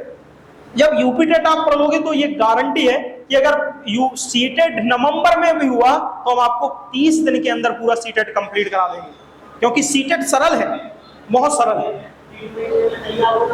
सीट 3 महीने में हो जाएगा। हाँ, इसके बाद समय है, उसके बाद फिर हम कवर कराते रहेंगे, इसलिए अभी केवल यूपी टेट को फोकस करके चलते हैं। क्या क्या एक ही दिन होता है अभी तो। प्राइमरी का पेपर जैसे शाम को होता है और जूनियर का पेपर सुबह होता है शिफ्ट में। अब लेकिन 2 दिन परीक्षा होनी है इस बार। अब 2 दिन परीक्षा होनी है, तो अब उनके ऊपर डिपेंड करेगा कि वो प्राइमरी दोनों में करा रहे हैं, या जूनियर अगले दिन ले जा रहे हैं, या प्राइमरी जूनियर करा रहे हैं। क्योंकि बच्चों की संख्या बढ़ती है, जैसे आपका यूपी पुलिस का हुआ या यूपी पीईटी एग्जाम हुआ, तो आपको 2 पालियों में होने लगा, 2 दिन होने लगा 4 पालियों में। तो ऐसा यूपी टेट के लिए भी उन्होंने 2 दिन रिजर्व किए हैं कि ये 2 दिन हम परीक्षा कराएंगे। अब 2 दिन केवल एक ही पेपर करा रहे हैं एक दिन में, या फिर अगले दिन दूसरा पेपर करा रहा है, एक दिन में 2 पाली करा रहे हैं, भाई ऐसा कुछ उल्लेख नहीं है उसमें, अभी आगे बता देंगे वो। तो यहाँ पर सर ये बिल्कुल भी नहीं पढ़ना अभी शिक्षण, क्योंकि शिक्षा में पढ़ने का मतलब है फिर रटना नहीं, तो फिर हम थोड़ा डिस्ट्रैक्ट हो जाएंगे, क्योंकि इसमें एक्सप्लेनेशन बहुत होती है और बहुत ज़्यादा एक्सप्लेनेशन सुननी पड़ती है। हम पेन कम चलाते हैं, वो बोलते ज़्यादा हैं, तो बस केवल आपको सुनने का काम रहता है। इसके बाद ये है पूरी इंग्लिश, यानी कि ये भाषा इंग्लिश है। ये इंग्लिश का वही अनसीन पैसेज है। अनसीन पैसेज का मतलब आप पठित पद्यांश से जो भी आ जाए। इसके बाद काइंड ऑफ सेंटेंस, वाक्य के प्रकार हैं, सब्जेक्ट और प्रेडिकेट है, पार्ट ऑफ स्पीच में नाउन है, प्रोनाउन है, एडवर्ब है, एडजेक्टिव है, वर्ब है, वही संज्ञा, सर्वनाम, क्रिया, विशेषण, ये सब इसके अंतर्गत है। जो आप हिंदी में है वही आपके इंग्लिश में है। इसके बाद प्रीपोजिशन, कंजक्शन, यहाँ सबसे प्रश्न आते हैं, नाउन से भी, प्रोनाउन से भी, एडवर्ब से, एडजेक्टिव से, वर्ब से, प्रीपोजिशन से, कंजक्शन से, सबसे प्रश्न आते हैं बराबर, सबसे पढ़ना पड़ता है। टेंस है, प्रेजेंट, पास्ट, फ्यूचर। आर्टिकल्स हैं, ए है, एन है, दा है, कब किस आर्टिकल का प्रयोग किया जाता है। पंचुएशन है, वर्ड फॉर्मेशन है, एक्टिव पैसिव है, सिंगुलर प्लूरल फॉर्म है और जेंडर है। ये पूरा आपका इंग्लिश का सिलेबस है, या यूं कहें आप कक्षा 9 और 10 के अंतर्गत, और कक्षा 11-12 में जो इंग्लिश रहती है वो पूरी यूपी टेट की रहती है। वही यूपी टेट की इंग्लिश आपसे पूछी जाती है। ये आपकी भाषा उर्दू है, उर्दू से हमें मतलब नहीं है, क्योंकि उर्दू तो कोई बात ही नहीं है। संस्कृत है, ये संस्कृत में भी वही आप पठित अनुच्छेद, वो तो सब में रहेगा 3 से 4 नंबर का। आप पठित अनुच्छेद आपसे पूछेंगे, संज्ञाएं पूछेंगे, अकरांत पुल्लिंग, अकरांत स्त्रीलिंग, अकरांत नपुंसकलिंग, इक्रांत स्त्री, ये सब संज्ञाएं हैं, सर्वनाम है, क्रियाएं हैं, शरीर के प्रमुख अंगों की संस्कृत में प्रयोग है, अव्यय है, संधि है, संस्कृत में संख्याओं का ज्ञान है। कौन कौन सी संख्याएं पूछी जाती हैं, तो गिनती की पूछी जाती हैं, जो 19 को संस्कृत में क्या कहते हैं, 29 को क्या कहते हैं, 39 को क्या कहते हैं, 49 को क्या कहते हैं, 59 को क्या कहते हैं, 69 को क्या कहते हैं, और 79 को क्या कहते हैं, और 89 को क्या कहते हैं, बस। बाकी संस्कृत कहीं से नहीं पूछी जाती, केवल जो 9 जहां फंसते हैं बस वहीं से पूछी जाती। क्यों? क्योंकि 19 को ही संस्कृत में 3 नामों से जाना जाता है, इसलिए वो पूछते हैं। बात समझ गए? तो इसलिए नहीं, संस्कृत हमारा विषय नहीं है, संस्कृत हम आपको टीचर से ही पढ़वाएंगे, XYZ कोई भी पढ़ाए, लेकिन फिर भी चूंकि यूपी टेट को हम देखते रहते हैं, खुद भी संस्कृत से बैठे हैं, खुद भी संस्कृत दिए हैं, इंग्लिश संस्कृत से दोनों से दिए हैं खैर, लेकिन इंग्लिश संस्कृत लंबे समय देखा है, अभी संस्कृत का काफी बेनिफिट हुआ है। जिसको कुछ नहीं आता इंग्लिश में, भैया हमें कुछ नहीं आ रहा, तुम संस्कृत भर लो, काम हो जाएगा, और हो भी जाता। कम से कम जहां इंग्लिश में हमें 10 नंबर लाने में पसीने छूटते हैं, संस्कृत में 10 से 12 नंबर तो सहज आ जाते हैं, क्योंकि वही संधि है, वही समास है। हिंदी और संस्कृत में ज्यादा अंतर थोड़ी है, वही जो अहा बिंदी है वही संस्कृत, कुछ शब्द केवल कठिन बनाते हैं संस्कृत, बाकी की तो इजी है। अनुवाद कठिन पड़ता है, बाकी संधि समास ये कठिन नहीं पड़ते, ना आपकी वर्णमाला कठिन पड़ती है, वो तो आपको यही लगेगी जैसे हम हिंदी पढ़ रहे हैं, तो वो आपको बेनिफिट देता है। यहाँ तक कि कभी कभार 15 नंबर मैच करते हैं हिंदी और संस्कृत।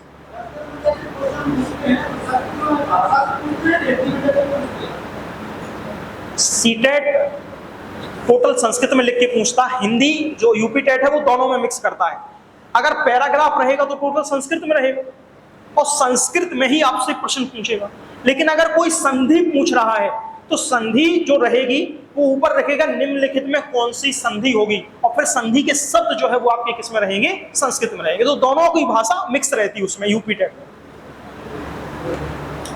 ये सब कवि लेखक ये सब हिंदी जैसा है, समास से उपसर्ग है, ठीक है ना।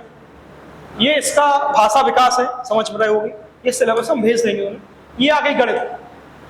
गणित में देखना, संख्याएं, संख्याओं का जोड़ घटाना गुणा भाग, लघुत्तम समावर्तक, महत्तम समावर्तक, भिन्नों का जोड़ घटाना गुणा भाग, दशमलव जोड़ घटाना गुणा भाग, एक एक नियम। अब समझना जरा सर, यहां तक का जो आपका सिलेबस है, यहां तक का जो आपका सिलेबस है, एक मिनट देखना, यहां तक का जो आपका सिलेबस है देखना, कहां तक का, ये यहां से यहां,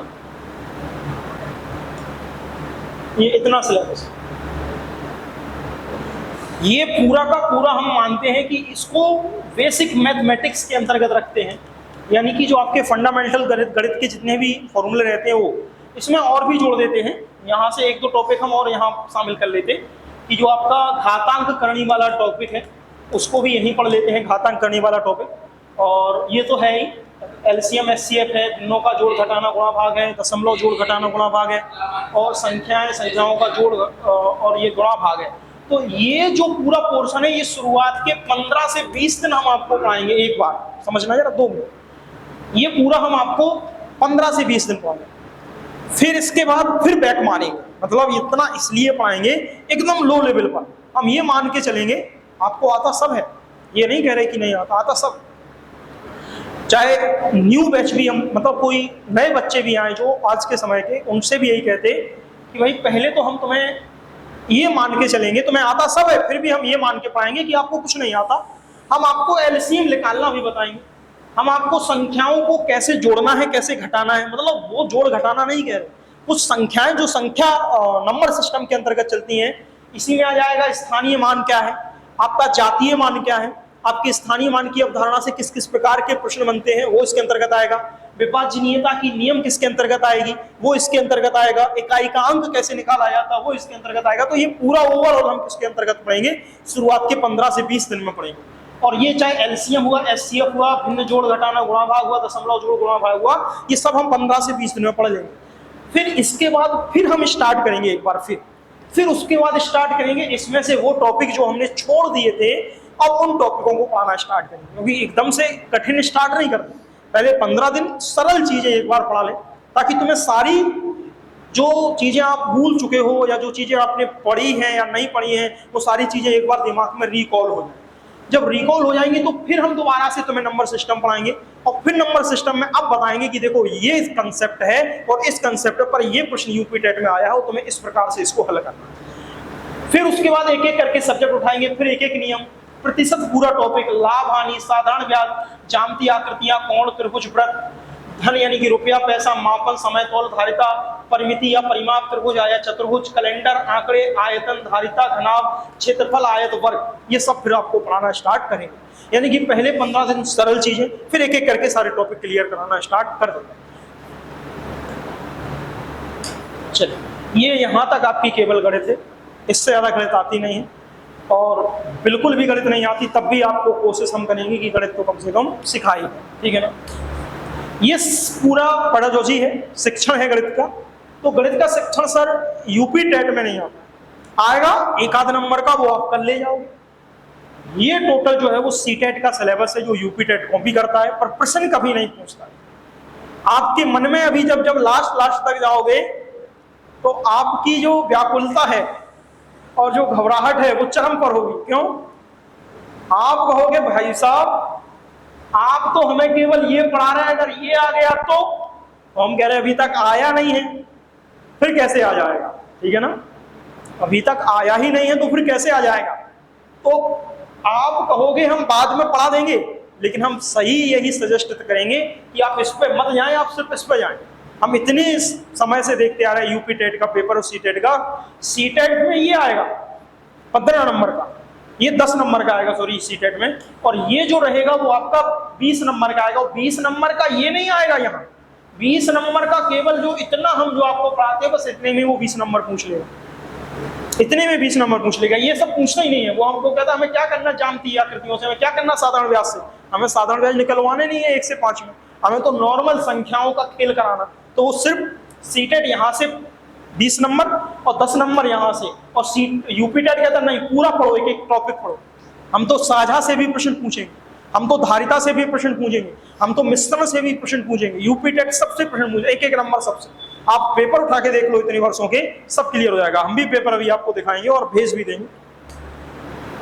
अब गणित के बाद ये आता है पर्यावरण। अब ये पर्यावरण देखना मतलब इतना बेवकूफ बनाने के लिए देते हैं यूपी टेट वाले, कुछ नहीं करते हम आपको सच बताएं। यूपी टेट का लोगो चेंज होता है सीटेट सिलेबस से, और सीटेट की जगह छप जाता है यूपी टेट और पूरा सिलेबस सेम छाप दिया जाता है। अब सीटेट का तुम पोर्शन उठा के देखोगे तो सेम यही सिलेबस मिलेगा। तो सीटेट का जो सिलेबस है वो सीटेट में पूछा जाता, पर यूपी टेट की ये विसंगति है, जो सिलेबस में दिया है उससे तो हमें कोई मतलब नहीं है। तुम परेशान हो कि तुम कहां से पढ़ रहे, हमारा मन हमारा जहां से भी पेपर करने को मन करेगा हम वहां से पेपर बनाएंगे। तो पुराने जो पेपर हुए हैं उनके आधार पर तय होता है कि पेपर में आया क्या, सिलेबस के आधार पर डिपेंड नहीं होता है कि पेपर में आएगा क्या। जो पुराने पेपर हैं 2011 के और 2021 लास्ट, उन पेपरों को उठा के आप देखना एक बार, तो आपको पता चलेगा कि पेपर में आया क्या, ठीक है ना। तो यहाँ पर परिवार, भोजन, स्वास्थ्य, स्वच्छता, आवास, पेड़ पौधे, जंतु, हमारा परिवेश, मेला, यहाँ से 1 नंबर नहीं आता यूपी टेट में। ये सब सीटेट के टॉपिक हैं। परिवार, किसका परिवार, हाथी का परिवार, सांप का परिवार, कालबेलिया सपेरों का परिवार, वो सीटेट का विषय है, यूपी टेट में पूछा ही नहीं जाता। यूपी टेट में परिवार से कुछ भी टॉपिक आपके नहीं आएंगे। यहाँ तो सीधा सीधा आ जाओ तुम, भूगोल हम पूछेंगे तुमसे, पॉलिटिक्स हम तुमसे पूछेंगे, हम तुमसे जो पर्यावरण है वो पूछेंगे। पर्यावरण का मतलब है जैविक अजैविक घटक। क्या सर? क्या क्या? पर्यावरण के अंग तो हैं, सिलेबस में हैं, लेकिन यूपी टेट पूछता नहीं है। हम ये कह, हाँ ये सब है पर्यावरण के, ये सब पर्यावरण के हैं। ये नहीं कह रहे कि ये तो है ही पर्यावरण। परिवार हुआ, भोजन हुआ, स्वास्थ्य, स्वच्छता, आवास, पेड़ पौधे, जंतु, हमारा परिवेश, मेला, लेकिन ये सिलेबस के अनुसार ये सीटेट पूछता है, जबकि यूपी टेट से इतर पूछता है। यूपी टेट के लिए परिवार क्या है वो ये नहीं पूछेगा, वो कहेगा बताओ भारत की सबसे ऊंची चोटी कहां पर स्थित है, विश्व का सबसे ऊंचा जो पर्वत है वो कौन सा है, सबसे सुसुप्त ज्वालामुखी कौन सा है, प्रसुप्त, ये चीजें भूगोल में आपकी यूपी टेट के पर्यावरण में पूछी जाती। इसलिए हम इस सिलेबस को एक तरफ रख देते, तो जो पेपर है उन पेपर के आधार पर पढ़ाते हैं कि आता क्या है। क्या क्या? अरे इसमें से कुछ नहीं आता है, इसमें से कुछ नहीं आता है यूपी टेट, आप परेशान नहीं हो।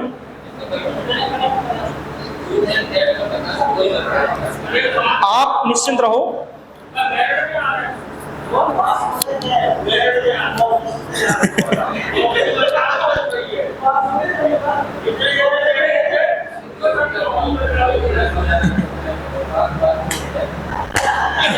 हम वही आपको पढ़ाएंगे जो मतलब पेपर में आएगा, आप परेशान ना हो। सब कुछ नहीं पढ़ना है, मतलब सब कुछ आता भी नहीं है, समस्या ये है हमारी, ये सब कुछ आए पेपर में आता नहीं। क्या? अरे हाँ सर, आप ये भी मान के चलो, वो हम आपकी बात समझ रहे हैं, आप ये मान के चलो सर कि जैसे देखा होगा आपने कि हमारा काम यही है कि हम केवल एक समय में एक ही बैच पढ़ाते हैं, और कहते भी रहे कोई हमसे कि तुम इसका पढ़ा दो, पुलिस का पढ़ा दो, पैट का पढ़ा दो, हम कहते नहीं, क्योंकि हमें चाहिए टाइम, और टाइम भी जो हमारे मन को संतुष्ट कर दे कि भाई अब हमने कंप्लीट करा दिया, अब जाके बच्चे को पेपर में बैठा दें, अब उसका निकलना ही चाहिए। क्योंकि हम खुद भी हर पेपर में बैठते हैं, चाहे वो प्राइमरी हो, चाहे जूनियर हो, चाहे सीटेट हो, चाहे टेट हो, हम हर पेपर को देने जाते हैं। इसलिए नहीं, इसलिए ताकि हमें भी तो पता चले कि हमें आता क्या है। भाई ऐसा थोड़ी कि हम वैसे ही बेवकूफ़ बनाते रहें लोगों को, तो अपनी भी, जिसको कहें अगर आम भाषा में, कि अपनी औकात जांचने भी जाते हैं कि भाई हमको क्या आता है, और पेपर हर बार क्या ट्रेंड पूछ रहा है और क्या नहीं पूछ रहा है, उसके आधार पर। तो आप सिलेबस पे मत जाना, हम आपसे फिर कहेंगे आपको 3 महीने में हम जो पढ़ाएं बस उनको अच्छे से रिवीजन करना और उसके आधार पर प्रैक्टिस कर लेना, बस इससे ज्यादा कुछ पढ़ना नहीं पड़ेगा सर। चलिए, क्योंकि सर यूपी टेट के तो ये मान के चलो कि अभी तक बहुत बच्चे पास आउट हैं यूपी टेट और सी टेट। अगर कोई व्यक्ति यूपी टेट पास पढ़ने आया है तो वो चारों मार्कशीट साथ लेके गया है, यूपी टेट प्राइमरी और UP TET junior, C TET primary और सी टेट जूनियर। अगर हमने उसको यूपी टेट पढ़ाया है और प्राइमरी ही पढ़ाया है तो वो जूनियर और सी टेट तो अपने आप ही पास आउट हो जाता है, क्योंकि एक ही टॉपिक को इतना अच्छे से पढ़ा दो कि उसको जरूरत ना पड़े कहीं और पढ़ने की। सुनना सर, अभी आगे आज हम पढ़ा तो सुनो, ये सिलेबस है। अब देखना यहां से आएगा, भारत की नदियां पूछी जाएंगी यूपी टेट, पर्वत, पठार, वन, यातायात, महाद्वीप, महासागर पूछे जाएंगे यूपी टेट में। हमारा प्रदेश, नदियां, पर्वत, पहाड़, वन, यातायात, ये सब पूछे जाएंगे भारत में यूपी टेट में। संविधान, शासन व्यवस्था, स्थानीय स्वशासन, ग्राम पंचायत, नगर पंचायत, जिला पंचायत, नगर पालिका, नगर निगम, जिला प्रशासन, ये सब पूछा जाएगा यूपी टेट में। ऊपर का नहीं आएगा, ऊपर सी टेट आएगा। ये टोटल आपका राष्ट्रीय एकता, पर्यावरण आवश्यकता, ये सब यूपी टेट, ये सब यूपी टेट, यानी कि यहां से यूपी टेट के प्रश्न पूछते हैं, जिसको हम भूगोल कह के बोल रहे हैं, पर्यावरण कह के बोल रहे हैं, और आपका जो पर्यावरण के साथ साथ आपका पॉलिटिक्स कह के बोल रहा है, ये वो है जहां से प्रश्न पूछ जाते हैं। ये नीचे न्यायपालिका, व्यवस्थापिका, कार्यपालिका, ये आपकी पॉलिटिक्स हो गई। ये आपकी देखना पर्वत, नदियां, पठार, ये आपकी ज्योग्राफी हो गई। यदि हम कहें आपका भूगोल हो गई, पॉलिटिक्स हो गई। इसके बाद ये रही पर्यावरण आवश्यकता, महत्व, उपयोगिता, पर्यावरण संरक्षण, पर्यावरण के प्रति सामाजिक दायित्व, पर्यावरण संरक्षण हेतु संचालित योजनाएं, ये आपकी ईबीएस हो। तो यहां से यूपी टेट पूछता है, अभी तक यहीं से पूछा गया है। जबकि ऊपर जो दिए गए हैं ये सब सी टेट पूछता है, खेल भावना, यातायात, जल, स्थानीय पेशे, मेला, परिवेश। यहाँ से, क्योंकि ईबीएस सी टेट का मतलब है कक्षा 3, कक्षा 4, कक्षा 5 की ईवीएस की बुक, और उसमें ही ये सारे टॉपिक दिए हैं। अपने यहाँ पर जो ईवीएस है उसमें ये चीजें ऐसी कुछ है नहीं, और जो है वो पेपर में आती भी नहीं है, ना के बराबर आती है यूपी टेट में। वो अलग ही पूछता है, उनका ट्रेंड अलग है। पर्यावरण को तो अच्छा खासा बना के देते हैं, वो पर्यावरण को अच्छा खासा बना के देते हैं। आपसे कोई गुमराह में हम नहीं रखते कि आप सोचे पर्यावरण सरल आता है, पर्यावरण अच्छा खासा कठिन आता है, और उसके लिए आपको मेहनत करनी पड़ती है। मैथ इजी वे में हो जाएगा, हिंदी इजी वे में हो जाएगा, संस्कृत भी हो जाएगा, और साइकोलॉजी सबसे इजी वे में होगा, क्योंकि आपको साइकोलॉजी अगर कठिन लगती है तो वही सबसे सरल लगने लगेगी, ये तय है। आप मानोगे या ना मानो, आप साइकोलॉजी में वहां पर 30 में से सबसे ज्यादा नंबर पाओगे पांचों पोर्शन में, कि सबसे ज्यादा तो हमारे सीटेट में है, जिससे हमें डर लगता था, जिसको हमने कभी पढ़ा नहीं था, क्योंकि सीटेट साइकोलॉजी सबसे ज्यादा सरल है। बस एक बार समझने की बात। ये यहां से कुछ आता नहीं है अपने यूपी टेट में, ये टोटल पर्यावरण है, वो सीटेट में आता है, ठीक है ना, ध्यान रखना। ये टोटल आपका पर्यावरण है, शिक्षण है पर्यावरण का, वो टोटल अध्यापन संबंधी मुद्दे हैं पर्यावरण के, वो सीटेट के हैं, यूपी टेट यहाँ से नहीं आता। हम फिर आपसे दोहराएंगे, आप कहोगे हम बाद में सिलेबस कंप्लीट करने का पढ़ा देंगे, और पढ़ाने का कोई मतलब नहीं है, टोटल टाइम वेस्ट होता है, क्योंकि हम एक बार पढ़ा के देख चुके, इसलिए कहते हैं कि नहीं। ये है अब सेकंड पेपर का पैटर्न। तो अब जल्दी जल्दी थोड़ा बढ़ते हैं, क्योंकि लगभग पहले की जैसा ही है। ये पूरा देखना 30 नंबर की बाल विकास है, 30 नंबर की हिंदी, और 30 नंबर की संस्कृत, उर्दू और अंग्रेजी में से कोई एक है। अब उसके बाद ये देख रहे हो आप, एक गणित और विज्ञान शिक्षक के लिए है, यानी गणित और विज्ञान शिक्षक के लिए गणित विज्ञान 60 प्रश्न रहेंगे, गणित विज्ञान के 60 प्रश्न रहेंगे, और 60 नंबर के रहेंगे। यहाँ पर सामाजिक अध्ययन, सामाजिक विज्ञान शिक्षक के लिए भी 60 रहेंगे, और वो भी आपके 60 प्रश्न रहेंगे, 60 नंबर के रहेंगे। ये लिख दिया है किसी शिक्षक के लिए।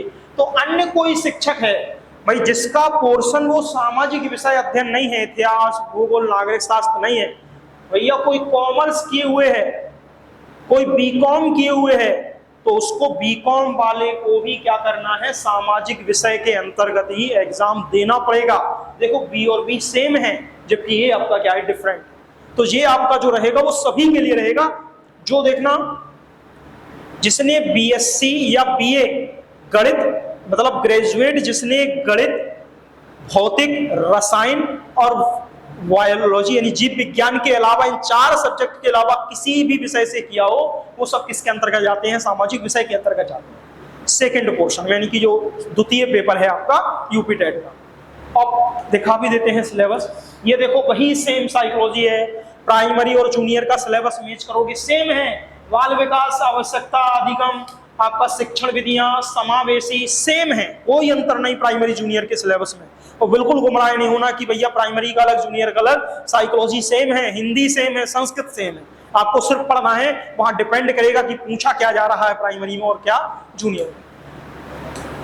अब आगे चलते हैं। ये आपका हिंदी है, सेम वही है। देखो ऊपर सर्वनाम, सर्वनाम के भेद, अपरत संज्ञा, संज्ञा के भेद, विशेषण, विशेषण, क्रिया, क्रिया के भेद, वाच्य, कर्तवाचक, कर्मवाचक, भाववाचक, हिंदी की समस्त ध्वनियां हैं, ये सब आपकी वर्णमाला है।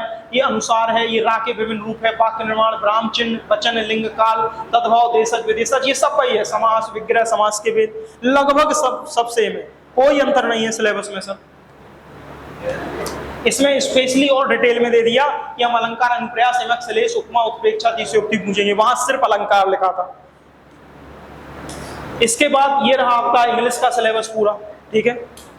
अब इस पर ज्यादा टाइम वेस्ट नहीं, क्योंकि अपन कर चुके ना सर। ये आपका रहा संस्कृत का, वही संज्ञा, वही सर्वनाम, वही संख्याएं, वही लिंग, वही वचन, वही स्वर। इसके बाद ये रहा आपका गणित।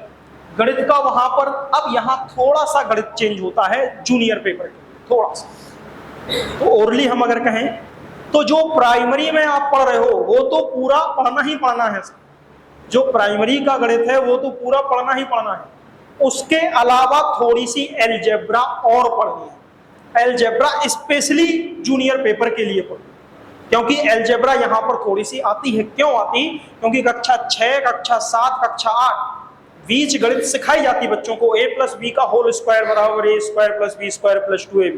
तो ये एलजेब्रा के प्रश्न वो आपके 6 से 8 के पेपर में सबसे ज्यादा रखते हैं। 1 से 5 में एलजेब्रा नहीं आती, आएगा तो 1-2 क्वेश्चन आएगा, वो भी घातांक और करनी से रिलेट करके। बाकी टोटल एलजेब्रा आपको किसके लिए पढ़नी है? जूनियर के लिए पढ़नी है। तो यहाँ पर जो अलजेब्रा है, बीजगणित अवधारणा, चर संख्याएं, बीजीय व्यंजकों का जोड़ घटाना गुणा भाग, ये वाला जो पोर्शन है ये सिर्फ जूनियर में आता है, प्राइमरी में नहीं आता। बात समझ पाए? फिर इसके बाद युगपत समीकरण, वर्ग समीकरण, रैखिक समीकरण, ये भी जूनियर में आता है, ये प्राइमरी में नहीं आता। मतलब कुछ टॉपिक जो आपको सिर्फ स्पेशली जूनियर के लिए पढ़ने हैं, उनका प्राइमरी से कोई लेना देना नहीं। वृत्त, चक्रीय चतुर्भुज, वृत्त की स्पर्श रेखाएं, ये जूनियर में ज्यादा आता है, प्राइमरी में ना के बराबर। प्राइमरी में तो हम बताएंगे लेकिन इतना डिटेल नहीं, यहाँ पर थोड़ा सा ज्यादा पढ़ना पड़ता है जूनियर मैथ के लिए। ये तो वही है, अनुपात, समानुपात, प्रतिशतता, लाभ हानि, साधारण ब्याज, चक्रवृद्धि ब्याज, ये सब वही है जो आपके प्राइमरी में है। सांख्यिकी, आंकड़ों का वर्गीकरण, बैंकिंग, वर्तमान मुद्रा, बिल, कैश मेमो, पिक्टोग्राफ, माध्य माध्यिका, बहुलक, ये प्राइमरी में भी आता है, जूनियर में भी आता है। पाई, दंड चार्ट, अभिगत, ये प्राइमरी में भी और जूनियर में। ये नहीं आता है प्राइमरी में संभावना या प्रायिकता, ये प्रायिकता केवल जूनियर में आती है, प्राइमरी में प्रायिकता टॉपिक नहीं पूछा जाता है। प्राइमरी में प्रायिकता नहीं आती है, जूनियर में प्रायिकता आती है, क्योंकि जूनियर में प्रायिकता के प्रश्न है और ये शायद 6, 7, 8 में तो केवल संभावना करके नाम दिया गया है, संभावना। लेकिन इसके प्रश्न कहाँ से आते हैं? तो इंटर की अलजेब्रा की बुक के पीछे प्रायिकता का टॉपिक है, वहां से प्रश्न पूछे जाते हैं। एक सिक्का को यादृच्छिक रूप से उछाला जाता है, बताइए उसके हेड आने की प्रायिकता क्या है? तो 1/2। 10 सिक्कों को उछाला जाता है, अब बताओ 10 सिक्कों पर हेड आने की प्रायिकता क्या है? तो ये प्रश्न प्रायिकता के अंतर्गत आते हैं। ताश की गिट्टी में से एक पत्ता निकाला जाता है, बताइए उसके राजा होने की या बादशाह होने की क्या प्रायिकता है या क्या पॉसिबिलिटी है? तो वो प्रश्न आपके यहाँ पर पूछे जाते हैं प्रायिकता में। तो ये आपका गणित है जो अंतर करता है। क्षेत्रमिति यहाँ भी आती है, वहां भी। मेंसुरेशन जो कहते हैं वो एक ही बात है, क्षेत्रमिति मेंसुरेशन का मतलब है 2D और 3D डायमेंशन, प्राइमरी में भी आती है और जूनियर। घातांक वहां भी आता है, यहाँ भी। कार्तीय तल यही आता है, प्राइमरी में नहीं आता है, ठीक है ना। कार्तीय तल का मतलब है निर्देशांक ज्यामिति, निर्देशांक ज्यामिति में जिसमें x और y करके कुछ चीजें आपकी पूछ ली जाती हैं, तो वो भी हम आपको पढ़ा के देंगे। ये ज्यादा टाइम नहीं लगता इन टॉपिकों में, ऊपर टाइम लगेगा इन टॉपिकों में, 2-3 दिन का टाइम लगता है और सिलेबस कंप्लीट हो जाता है। इसके बाद अध्यापन, ये सिर्फ सीटेट में आता है सर, प्राइमरी में नहीं आता, यूपी टेट वाले में, यूपी टेट में नहीं आता है। ये विज्ञान है, ये विज्ञान, दैनिक जीवन में विज्ञान क्या है ये पूरे के पूरे आपके दिए गए हैं। अगर हम आपसे कहें कि ये जो सिलेबस है, इस सिलेबस को यूपी टेट के अनुसार कहें तो यूपी टेट के अनुसार ऐसा कुछ नहीं आता है। यूपी टेट में भौतिक विज्ञान से प्रश्न आएंगे। भौतिक विज्ञान का मतलब है यहाँ ध्वनि क्या है, गति क्या है, बल क्या है, यंत्र क्या है, चुंबक क्या है, विद्युत धारा क्या है, मापन, ये भौतिक विज्ञान के टॉपिक हो गए। फिर इसके बाद इसमें केमिस्ट्री का टॉपिक अगर देखें तो केमिस्ट्री कहीं दे रही ऊपर, रेसे, वस्त्र, रेसों से वस्त्र तक, मानव निर्मित विज्ञान और प्रौद्योगिकी थोड़ी इसमें, और आपका सजीव निर्जीव पदार्थ ये नहीं आएगा आपका, बस केवल इतना लिखा है इन्होंने, रेसे वस्त्र, रेसों से वस्त्र, तो इतना नहीं आता। केमिस्ट्री में और ज्यादा आता है, ये तो इन्होंने बहुत कम लिखा है केमिस्ट्री, ठीक है ना। यूपी टेट में ज्यादा आता है इससे।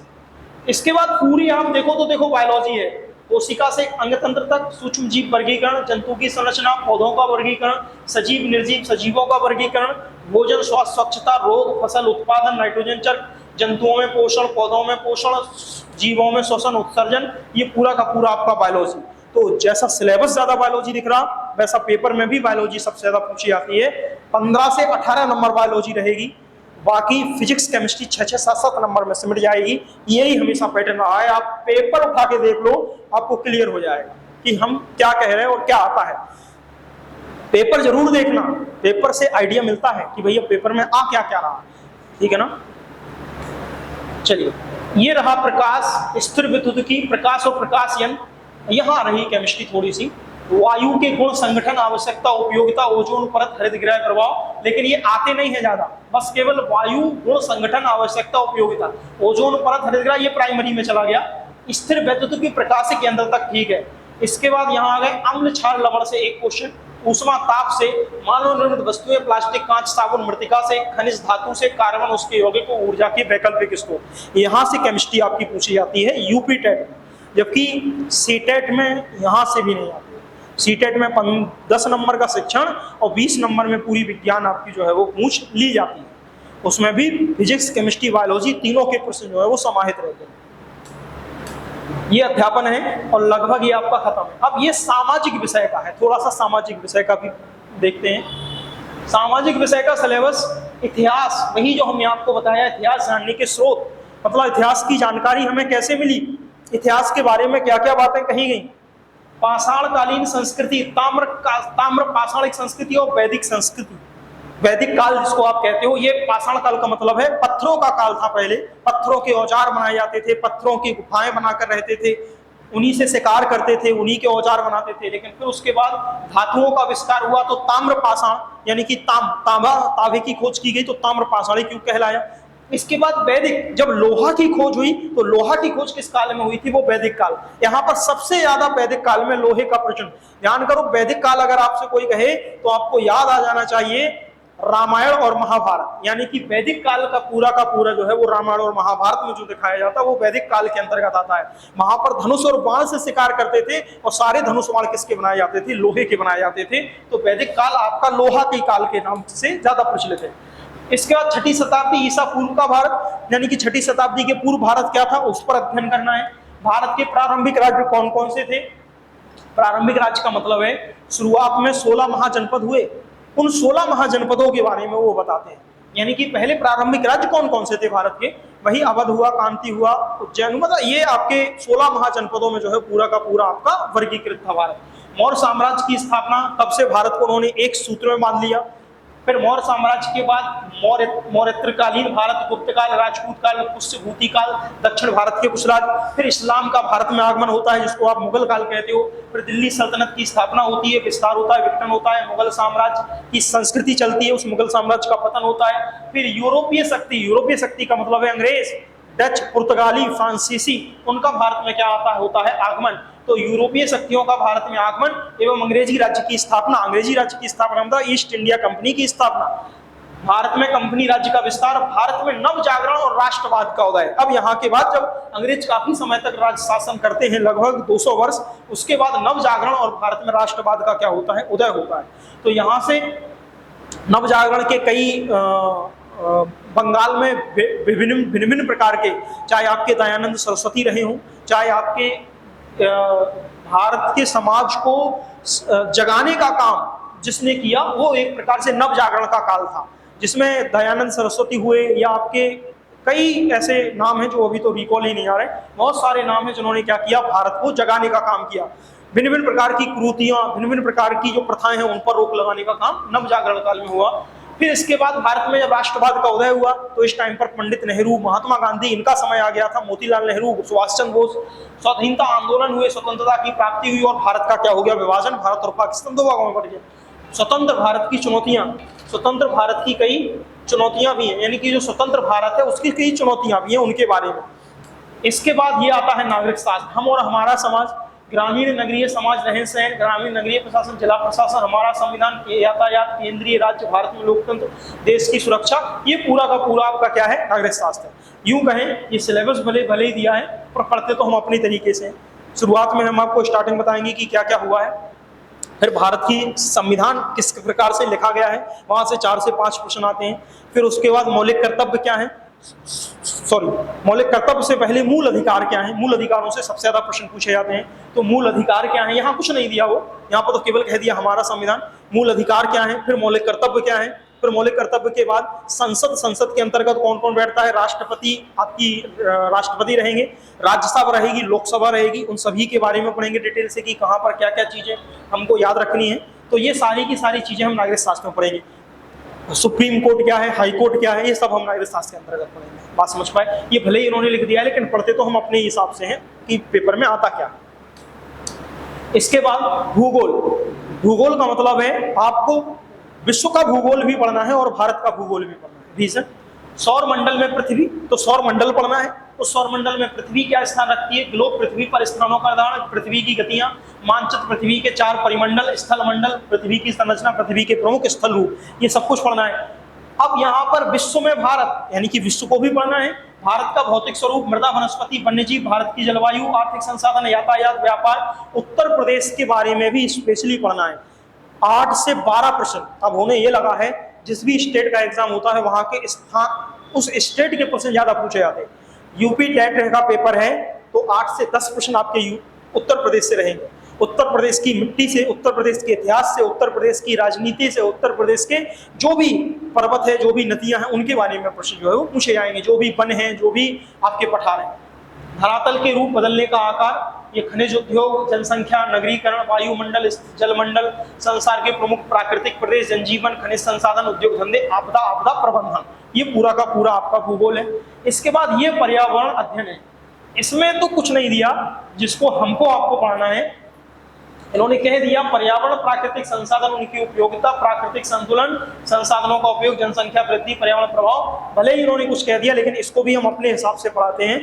टोटल पर्यावरण ही रहता है। इसको करीब पढ़ाने में 20-22 दिन लगेंगे, लेकिन ये सबसे ज्यादा वेटेज यही रहा। केवल 2 या 3 एग्जाम को हटा दिया जाए, यानी कि 3 एग्जाम को हटा दिया जाए। एक 2021 का जो पेपर आउट हुआ था उसमें ईवीएस मतलब जो पर्यावरण अध्ययन था वो कम आई थी, 4 से 5 प्रश्न आए थे। बीच में एक पेपर हुआ था उसमें कम आए थे, और एक पेपर स्टार्टिंग हुआ था उसमें कम आई थी ये आपकी जो पर्यावरण अध्ययन है। बाकी सभी में 20 और 22 नंबर से कम आपका केवल इतने से ही पूछा जाता है। लेकिन ये टॉपिक नहीं दिए, पूरे टॉपिक हम आपको बताएंगे, हम आपको लिखा भी देंगे कि देखो ये टॉपिक हम आपको पढ़ा रहे हैं जो पेपर में आपके पूछे जाते हैं। हम फिर कह रहे हैं सिलेबस गवर्नमेंट या जो भी परीक्षा कराने वाली संस्था जो सिलेबस देती है उसके अनुसार कभी पेपर कंडक्ट नहीं होता सर। पेपर तो बनाने वाले पर डिपेंड करता है कि भाई साहब वो पूछ क्या रहे हैं। केवल एक ही व्यक्ति ऐसी है केंद्रीय संस्था सीटेट जो सिलेबस में देगी वही पूछे। यूपी टेट कभी ऐसा नहीं करते। यूपी टेट तो भाई पता नहीं कौन पेपर बना रहा, तो जो उसके दिमाग में होगा वो पूछे। ये अपना विषय है नहीं। गृह शिल्प और गृह विज्ञान, शारीरिक शिक्षा खेल है नहीं, जिसका ये होगा वो इससे पेपर देगा। संगीत है नहीं अपना, जिसका होगा वो देगा। उद्यान विज्ञान, अध्यापन संबंधी मुद्दे ये अपने हैं, ठीक है ना। तो ये रही। अब ये तो हमने खुद डाउनलोड की थी, तो ये है, ये पूरी की पूरी PDF। अब कोई डाउट हो तो पूछो सर। है कोई डाउट क्या? नहीं होना चाहिए हमारे हिसाब से। ठीक है सर, समझ में आया होगा। अब चलते हैं आगे और सुनाते हैं अभी आपको। अभी थोड़ी धीरे धीरे आदत बन जाएगी बैठने की। हमारी तो आदत है लंबे पढ़ाने की, क्योंकि अभी तो 2 घंटे हम आपसे कह रहे हैं। 1-2 चीज़ें और हम आपको क्लियर कर दें। क्योंकि सर यूपी टेट का बैच है और अभी तो स्टार्टिंग है, ये हम मान के चल रहे हैं। ऐसा उम्मीद है कि हाँ आगे लोग बाग बढ़ेंगे, निश्चित सी बात है। तो आप ये मत सोचना कि आप जैसे आप कहो कि आप तो हमें 2 घंटे का टाइम अलग से दे दो।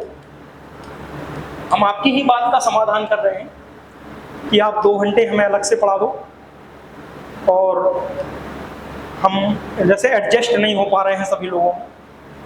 भाई आपको ऐसा लगेगा कि भाई हमारी काफ़ी समय से पढ़ाई छूटी हुई है, तो हम न्यू कैंडिडेट या नए बच्चे जो आएंगे तो उनके साथ कैसे एडजस्ट होंगे।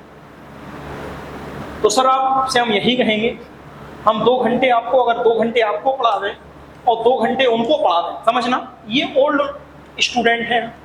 ओल्ड स्टूडेंट का मतलब जो सीनियर लोग हैं, और ये न्यू स्टूडेंट हैं, फ्रेशर स्टूडेंट हैं जो अभी जिनकी रनिंग में है पढ़ाई। अगर हम दोनों के बैच अलग अलग कर दें, 2 घंटा इनको पढ़ाएं और 2 घंटा इनको पढ़ाएं, तो हम ना सही से इनको पढ़ा पाएंगे और ना सही से इनको पढ़ा पाएंगे। अब आप कहो क्यों? रीज़न ये, सर 2 घंटा तो हम अभी आपको इसलिए पढ़ा रहे कि स्टार्टिंग है, हमें 4 घंटा ही डेली चाहिए, तब 3 महीने में हम करा पाएंगे। अगर तुम 2 घंटे पढ़ोगे तो हम 3 महीने में नहीं करा पाएंगे। बात समझ गए? 4 घंटे का मतलब है कि 3 घंटे तो फिक्स मान लो, एक मैथ का 1 घंटा साइकोलॉजी का, और 1 घंटा आपका ईवीएस के लिए। अब ईवीएस का मतलब है कि प्राइमरी वाला है तो उसको भी अभी पढ़ना है, जो जूनियर वाला है उसको भी पढ़ना है। क्यों पढ़ना? क्योंकि भूगोल तो दोनों में सेम आनी, आपकी पॉलिटिक्स तो दोनों में सेम आती, ईवीएस तो दोनों में सेम आनी। केवल सामाजिक विषय वाले को केवल इतिहास हम अलग से पढ़ाएंगे, सामाजिक विषय वाले को इतिहास अलग से पढ़ाएंगे। बाकी की तो ईवीएस जो है 1 से 5 की भूगोल और 6 से 8 की भूगोल और नागरिक शास्त्र और आपकी पर्यावरण सेम है सिलेबस। केवल अलग से जो आपको पढ़ना है वो केवल इतिहास पढ़नी है। क्या पढ़नी है? सिर्फ इतिहास। तो हम आपसे यही करेंगे, यही कहेंगे कि आप लोग एक ही बैच रहने दें, मतलब केवल एक बैच यूपी टेट बस ओनली, और उस यूपी टेट को हम बताएंगे कि किसको 1 घंटा पहले आना और किसको 1 घंटा बाद जाना। 1 घंटा पहले इसलिए क्योंकि कुछ लोगों का, बहुत कम लोग ऐसे होंगे, देखना क्या सिचुएशन बनेगी हम बता देते हैं। जैसे साइकोलॉजी, यानी कि आपका साइकोलॉजी हुआ, और आपका साइकोलॉजी हुआ, हिंदी हुआ और संस्कृत हुआ, ठीक है ना, ये तो सेम है सबके। अब आई बात आपकी मैथ की, यानी कि जो बात आई वो आपकी मैथ की आई। मैथ जो है ना वो आपका किस किस को पढ़ना है, प्राइमरी वालों को पढ़ना है, प्लस जूनियर में जिसके पास मैथ है उसको पढ़ना है, ठीक है। फिर इसके बाद जो ईवीएस है, ईवीएस का मतलब है जो भूगोल है, या जो आपकी भूगोल के साथ जो भी आपकी पॉलिटिक्स है, या जो आपकी ईवीएस है, टोटल जो ईवीएस आती है वो आपकी प्राइमरी वालों को पढ़ना है। तो भैया प्राइमरी वालों को भी पढ़ना है, जूनियर वालों को भी पढ़ना है, मैथ प्राइमरी वालों को भी पढ़ना है, जूनियर वालों को भी पढ़ना है। एक चीज जो है वो नहीं पढ़नी, वो यहाँ पर इतिहास। इतिहास नहीं पढ़नी, उन्हीं को पढ़नी है जिनको जूनियर का इतिहास का पेपर देना है, सामाजिक विषय, उनको केवल इतिहास पढ़ो। तो केवल यही पोर्शन अलग हुआ, और एक पोर्शन ये अलग हुआ, मैथ उनको नहीं पढ़नी जिनको जूनियर का पेपर देना है। ध्यान रखना, जूनियर का पेपर जिनको सामाजिक विषय से देना, उनको गणित नहीं पढ़नी बिल्कुल भी, गणित वो नहीं पढ़ेगा। जिसको जूनियर का पेपर सामाजिक विषय से देना वो गणित नहीं पढ़ेगा, और तो सब पढ़ना ही पढ़ना है। और जो गणित से पेपर देगा उसको सिर्फ इतिहास, यानी कि इतिहास का मतलब है सामाजिक विषय नहीं पढ़ना, बाकी की तो गणित पढ़ना है और विज्ञान भी पढ़ना है साथ। बात समझ रहे? तो आपको अगर आप कहोगे कि भैया आप 2 बैच कर दो, तो सर हम मतलब वही कहें कि अपने बुंदेलखंडी में कि अध कुचरा, वो हमसे होता नहीं है।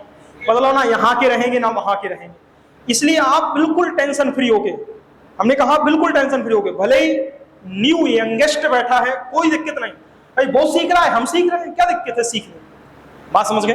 तो आपको सीखने से मतलब रखना, भाई हमें तो समझ में आना चाहिए, आपको नहीं आता हमसे पूछ लो, हम साथ में ऑनलाइन रिकॉर्ड करते, ये जो बोल रहे हैं जो भी आपको समझा रहे हैं, इसको हम तुम्हें सुबह तक अवेलेबल करा देंगे ऐप पर, ज्ञानम इंस्टीट्यूट। आप हमें व्हाट्सएप मैसेज करना हमारे नंबर पर, हम तुम्हें ऐप की लिंक भेज देंगे, डाउनलोड कर लेना, हम उस बैच में तुम्हें जोड़ देंगे। उसमें तो कुछ वीडियो भी पड़े हैं, ठीक है, हम नंबर दिए दे रहे सर, बिल्कुल लो 91 40 29 87 48, ठीक है। इसलिए बैच एक ही रहने दो, एक ही बैच में आपको फायदा मिलेगा, क्योंकि हम एक ही सब्जेक्ट को अच्छे से पढ़ा पाएंगे। दूसरा बेनिफिट क्या रहेगा और बताते हैं, जैसे आप जब जितने अधिक से अधिक डाउट पूछोगे, तो एक व्यक्ति डाउट पूछ रहा होगा, करीब करीब 20 और 25 लोगों के उससे डाउट क्लियर होगा। भाई सब तो बोल, सब हर कोई तो पूछेगा नहीं। हम तो इतने समय से पढ़ाते आ रहे हैं, देखा था बस केवल गिनती के एक बैच में 4-5 स्टूडेंट होते थे जो बार बार क्वेश्चन पुट करते थे कि बताओ ये बताओ ये, तो वो प्रश्न पूछते थे, डिस्कस करते थे, उसका फायदा सभी को मिलता था। तो हमारा मतलब ये है सर, हमारा मतलब ये है, क्या है हमारा मतलब कहने का, समझना, आपको डेली 1 घंटा साइकोलॉजी पढ़नी है अभी, फिर डेली 1 घंटा आपको मैथ पढ़नी है, फिर डेली 1 घंटा आपको ईवीएस पढ़नी है। ईवीएस में हम बता देंगे आपको किससे स्टार्ट कर रहे हैं, भूगोल से स्टार्ट कर रहे हैं कि पॉलिटिक्स से स्टार्ट कर रहे हैं, ठीक है, सब आएंगे। तो प्राइमरी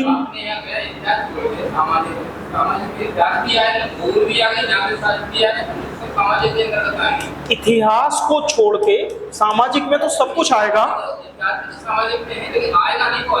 हाँ वही हम कह रहे हैं कि इतिहास भी आपका सामाजिक विषय में आएगा, लेकिन हमको पढ़ना नहीं है, यही तो हम कह रहे थे, यही तो कह रहे थे कि जो आपका यहाँ रहेगा सामाजिक विषय में, इतिहास भूगोल नागरिकता सब आएंगे जूनियर में। लेकिन अगर कोई प्राइमरी पोर्शन में जाए तो भूगोल, राजनीतिक शास्त्र और पर्यावरण और बायोलॉजी तो पढ़ेगा, लेकिन यहाँ पर उसको इतिहास नहीं पढ़नी। प्राइमरी वालों को यहाँ पर इतिहास नहीं आएगी, हमारी इस ईवीएस के पेपर में इतिहास नहीं आएगी, ये कहा है। तो अगर कोई प्राइमरी में है हाँ शारीरिक जो विकास होता है, हाँ। शारीरिक विकास सामाजिक और मानसिक हाँ सही बात का अंतर्गत आता है। आपने कहा था कि शरीर पहले वो चलेगा, हाँ, हाँ, चलेगा, हाँ हाँ लेकिन शारीरिक जो शारीरिक विकास होगा उसका मानसिक विकास होगा, आयु बढ़ेगी उसके साथ। जी अरे रुको आपको लगता रुक बात क्लियर नहीं किया। अच्छा, हमने अभी क्लियर इसलिए नहीं किया होगा क्योंकि अभी तो हम शॉर्ट टू द पॉइंट बोल रहे हैं सर।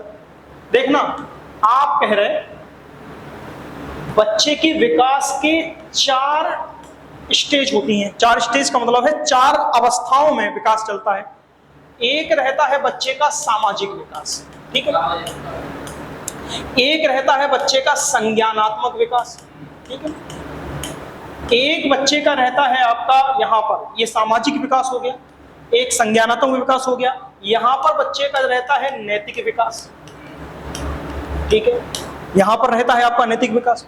अगर कहें यहाँ पर रहता है संवेगात्मक विकास। ये बच्चे के विकास।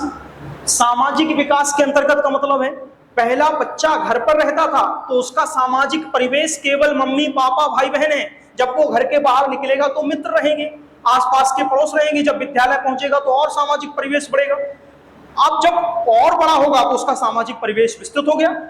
शुरुआत में उसको फोन दो तो गिनती के 4 कॉन्टेक्ट मिलेंगे, मम्मी पापा भैया बहन। लेकिन जब बड़ा हुआ तो फ्रेंड के नंबर आए, और बड़ा हुआ तो मित्रों के नंबर आए। आज कोई फोन उठा के देखे तो पता नहीं दूर दराज के क्षेत्रों से नंबर मिलेंगे। ऐसा उसका शारीरिक विकास हो, उससे अन्य विकास में बढ़ती जाएगी। जैसे शारीरिक विकास हो, उसका सामाजिक विकास भी बढ़ेगा, संज्ञानात्मक विकास भी बढ़ेगा। अरे सर, ये शारीरिक विकास हो गया, ठीक है। आप समझते चलना।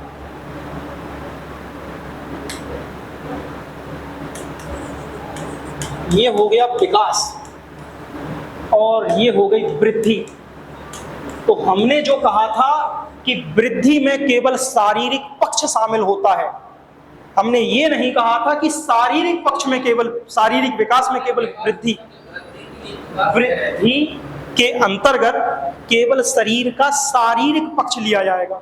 तो शारीरिक पक्ष में लंबाई बढ़ गई, व्यक्ति का वजन बढ़ गया, चौड़ाई बढ़ गई, उसको सिर्फ वृद्धि कहें। लेकिन अब विकास अगर आएगा तो विकास तो व्यापक है, वृद्धि संकुचित है।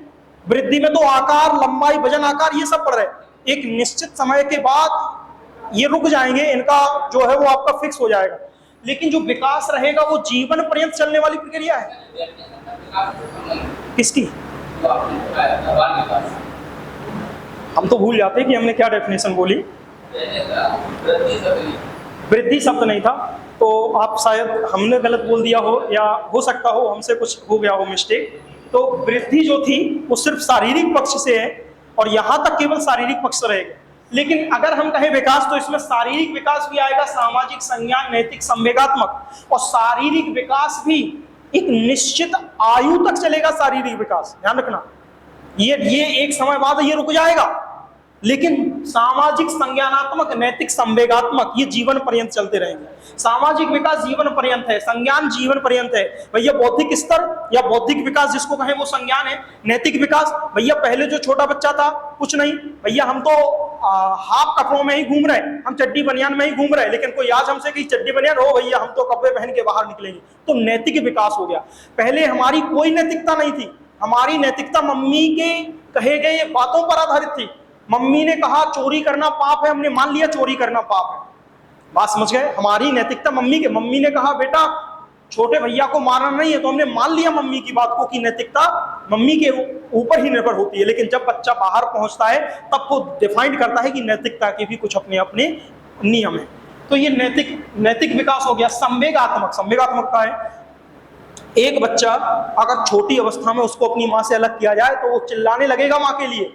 लेकिन जब वही बच्चा बड़ा हो जाता, अब वो माँ के साथ नहीं रहेगा, अब वो अपने मित्रों के साथ खेलेगा, स्कूल अकेला चला जाएगा, कहीं भी अकेला आ जा सकेगा। तो अब उसका संवेगात्मक विकास हो चुका है। संवेगात्मक का मतलब है उसको अपनी भावनाएं यानी कि सुख दुख प्रसन्नता इन सब पर नियंत्रण उसने क्या कर लिया है, स्थापित कर लिया है। छोटे बच्चा, भैया हमने गाड़ी देखी बाजार में, हम तो नागिन डांस करने लगेंगे कि मम्मी हमें तो यही चाहिए गाड़ी, चाहे मम्मी पैसे जेब में डालें और तुम ना डालें। लेकिन अब हम बड़े हो गए, हम समझते हैं कि भैया अभी नहीं, अगर जरूरत है तो हम बाद में इसको ले सकते हैं। तो ये सब विकास है सर, हमसे हो सकता है ये तो गलत निकल गया हो, नहीं तो वृद्धि अलग है और विकास अलग है। तो वृद्धि और विकास को हम अभी डिटेल में पढ़ेंगे, पहले अधिगम फिर वृद्धि विकास। वृद्धि सिर्फ शारीरिक पक्ष से संबंधित है, जबकि विकास सभी पक्षों से संबंधित है। ये संकुचित है और ये व्यापक है, ठीक है। तो वो तो हमने शॉर्ट टू द पॉइंट कोई पॉइंट बोला होगा, यहाँ वहां मिस हो गया हो, ये डिटेल है। अभी ये तो कुछ नहीं है, हम आपसे कहें ये तो बस केवल एक नमूना है। हम आपको पढ़ाएंगे वृद्धि पर पूरा 30 मिनट बोलेंगे, तब आप कहोगे कि हाँ अब वृद्धि क्लियर है। फिर विकास पर हम आपको करीब करीब 1 हफ्ता बोल के दिखाएंगे कि देखो ये विकास होता है, तब आपको क्लियर होगा कि हाँ ये विकास है। फिर उसके बाद सारे डाउट। चलिए सर, और बताओ सर, कोई डाउट और बताइए सर, और कुछ पूछना हो? सही है, ठीक है सर।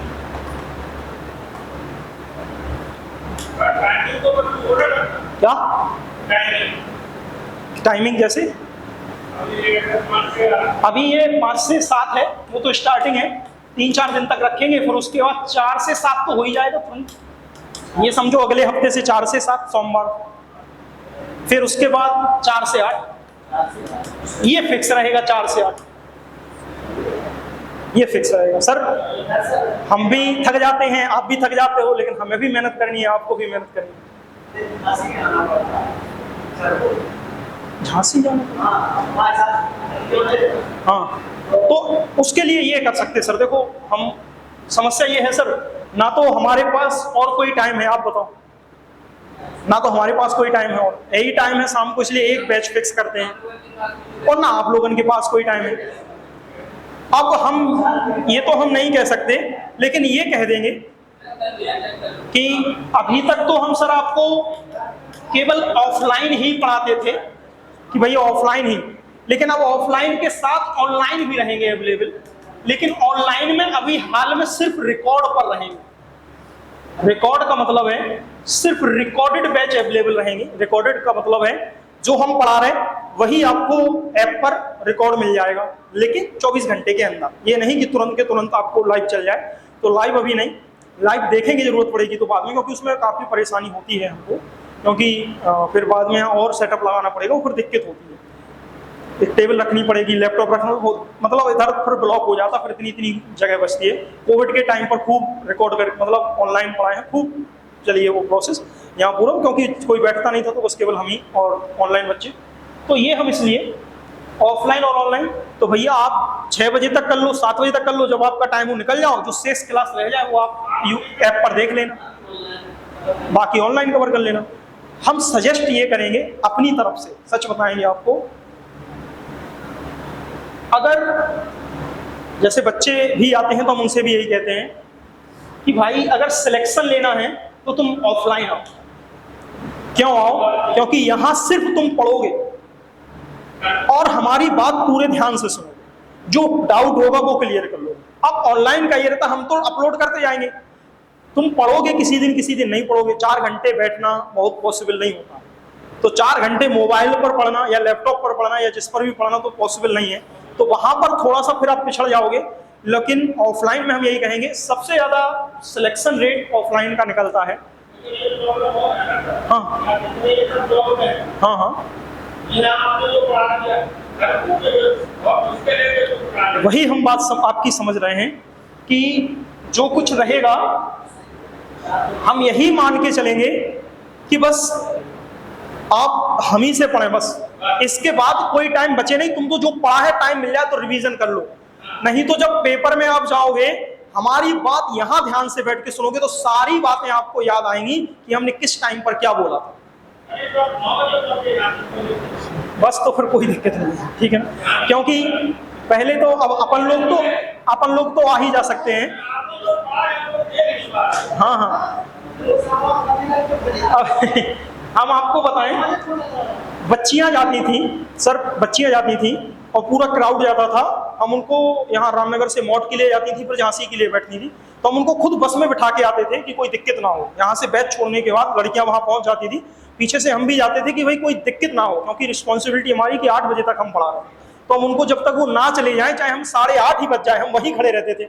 साथ में हम अकेले नहीं होते थे, हमारा एक दो और मतलब जो साथ में रहते थे वो ऑलरेडी वहां से अवेलेबल होते थे कि हम यहाँ पहले से खड़े हैं, आप जल्दी से कोचिंग बंद करके आ जाना, जब तक बस ना मिल जाए तब तक आप रहें। ठीक है, तो कोई बस तो फिर ठीक है।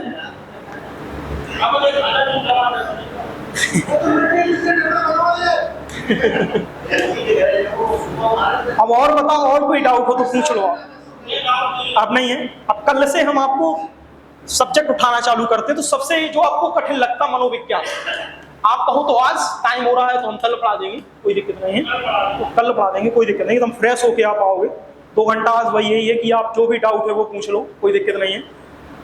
और एक चीज और, बोलने की तो आदत है, हम वैसे कम बोलते हैं लेकिन यहाँ अगर खड़ा कर दो तो रुकते नहीं। आपसे यही कहेंगे बार बार कि बस अभी देखना, अभी वही की लड़ाई लंबी चलेगी, तो लड़ाई लड़ने दो भाई। जो नेता हैं, शिक्षक नेता हैं, जो भी हैं या जो भी हैं, वो सब अपने प्रयास कर रहे हैं, उनको करने दो प्रयास। आप भी प्रयास करो साथ में, कोई दिक्कत नहीं है, लेकिन साथ में ये प्रयास भी करते रहो। ये इसलिए है क्योंकि ये तो हमारे बस में है भाई, ये तो हम कर सकते, कितनी भी मेहनत कर सकते, कोई दिक्कत नहीं, तो कोई बड़ी बात नहीं है। अभी आपने देखा होगा एक परीक्षा, अभी सुपरवाइजर और सीडीपीओ की भर्ती हुई है, उसमें मुख्यमंत्री योगी आदित्यनाथ ने एक शिक्षा मित्र को सीडीपीओ बनाया है, महिला को, और उनको पुरस्कृत किया है। तो जब एक शिक्षा मित्र सीडीपीओ बन सकती, तो हम यूपी टेट का पेपर तो बड़े आराम से निकाल लेंगे, तो कोई बड़ी बात ही नहीं। परीक्षा पास की है फ्रेश, मतलब पेपर पास किया है और उनको पुरस्कृत किया गया है लखनऊ में, मतलब वो शिक्षा मित्र के पद पर थी और बाकायदा तैयारी करते हुए सीडीपीओ बनी है। आप समझ सकते हैं कि ये बड़ा पद है, हम लोगों के लिए तो बड़ी आसान है यूपी टेट। बस वो कुछ भी चीजें संभव नहीं है सर। हम आपको और बताएं, कोई हमसे कहे तो हम जब बीटीसी कर रहे थे, हम खुद 2014 बीटीसी किए हैं, 2014 बैच बीटीसी का था, 2014 बैच बीटीसी का था, और हमें सिर्फ गणित आती थी और विज्ञान, क्योंकि फिजिक्स, केमिस्ट्री, मैथ से हमने बीएससी किया है। इसके बाद हमें 2014 में जब बीटीसी में एडमिशन ले रहे थे, उसके 2 साल पहले तक, यानी कि इसके 2 साल पहले तक, मतलब बीटीसी 2014 में एडमिशन लिया, तभी पढ़ाना स्टार्ट किया था कोचिंग। तो गणित विज्ञान के अलावा कुछ नहीं आता था, यहाँ तक कि साइकोलॉजी दूर दूर तक कोई वास्ता नहीं था कि साइकोलॉजी से कोई वास्ता हो या हमारे पास कोई बड़ी डिग्री हो साइकोलॉजी की, या हमारे पास भूगोल से हम भागते थे, इतिहास से हम भागते थे कि हमें ये समझ में नहीं आता, हमारे बस की बात नहीं है। हम कभी इतिहास की तरफ नहीं गए, कभी भूगोल की तरफ नहीं गए, कभी जीव विज्ञान की तरफ नहीं गए। लेकिन अब बच्चों को पढ़ाने के लिए सिर्फ ये यूपी टेट का बैच हमने पढ़ाया, तो यूपी टेट पढ़ाने के लिए हम खुद रात भर मेहनत किए। आज हमसे कोई कहे तो हमें सबसे ज्यादा इतिहास और भूगोल और नागरिक शास्त्र आती है। कभी अब मैथ इतने लंबे समय से नहीं लगाया, तो कभी सोचते हैं कि कहीं मैथ का कोई कठिन क्वेश्चन हमसे होगा कि नहीं होगा, क्योंकि अब मैथ तो सीमित हो गई उतनी ही, क्योंकि मैथ फिक्स है कि भैया इतने इतने इतने क्वेश्चन ये कंसेप्ट पर आ रहे हैं। लेकिन इतिहास भूगोल तो अभी पढ़ते ही जा रहे हैं, उसका अंत ही नहीं। तो इतिहास, भूगोल और साइकोलॉजी, ये सब्जेक्ट पर इतनी ज्यादा पकड़ बन गई है, इतनी मतलब सिर्फ मेहनत की दम पर। तो आप भी मेहनत कर सकते हो, कहने का मतलब ये है। कोई भी सब्जेक्ट ऐसा नहीं जिसको आप ना कर पाओ। हमें कुछ नहीं आता था 2014 के पहले, हम आपसे कहें इतिहास भूगोल, हमारे पास कोचिंग पढ़ने के लिए आए कि भाई आपको यूपी टेट पढ़ा दो, फिर बोले सुपर टेट पढ़ा दो। तो हमने कहा अभी रुको, बताते हैं हम पढ़ा रहे कि नहीं। हमने 10 दिन इंतजार कराया, पहले खुद सोचते रहे कि पढ़ाए नहीं पढ़ाए, पढ़ाए नहीं पढ़ाए, फिर सोचा चलो पढ़ाते हैं, क्या दिक्कत है, हमें नहीं आता तो क्या हुआ, हम पढ़ के पढ़ाएंगे। तो हमने खुद मेहनत की, रात भर खुद पढ़ाओ, फिर यहाँ आके पढ़ाया, सिलेक्शन भी अच्छा हुआ और बच्चे पास भी हुए। तो आपसे भी यही कहेंगे, मेहनत करो सर, सबसे बढ़िया तरीका यही है। वैसे ही, और अधिकतर ये मान के चलो कि कोई दिक्कत नहीं होगी इनको पढ़ने में, अपन बड़े आराम से अपना निकल जाएगा ये काम। और बताओ सर, कोई डाउट? ठीक है, तो आज यहीं रुक जाते हैं।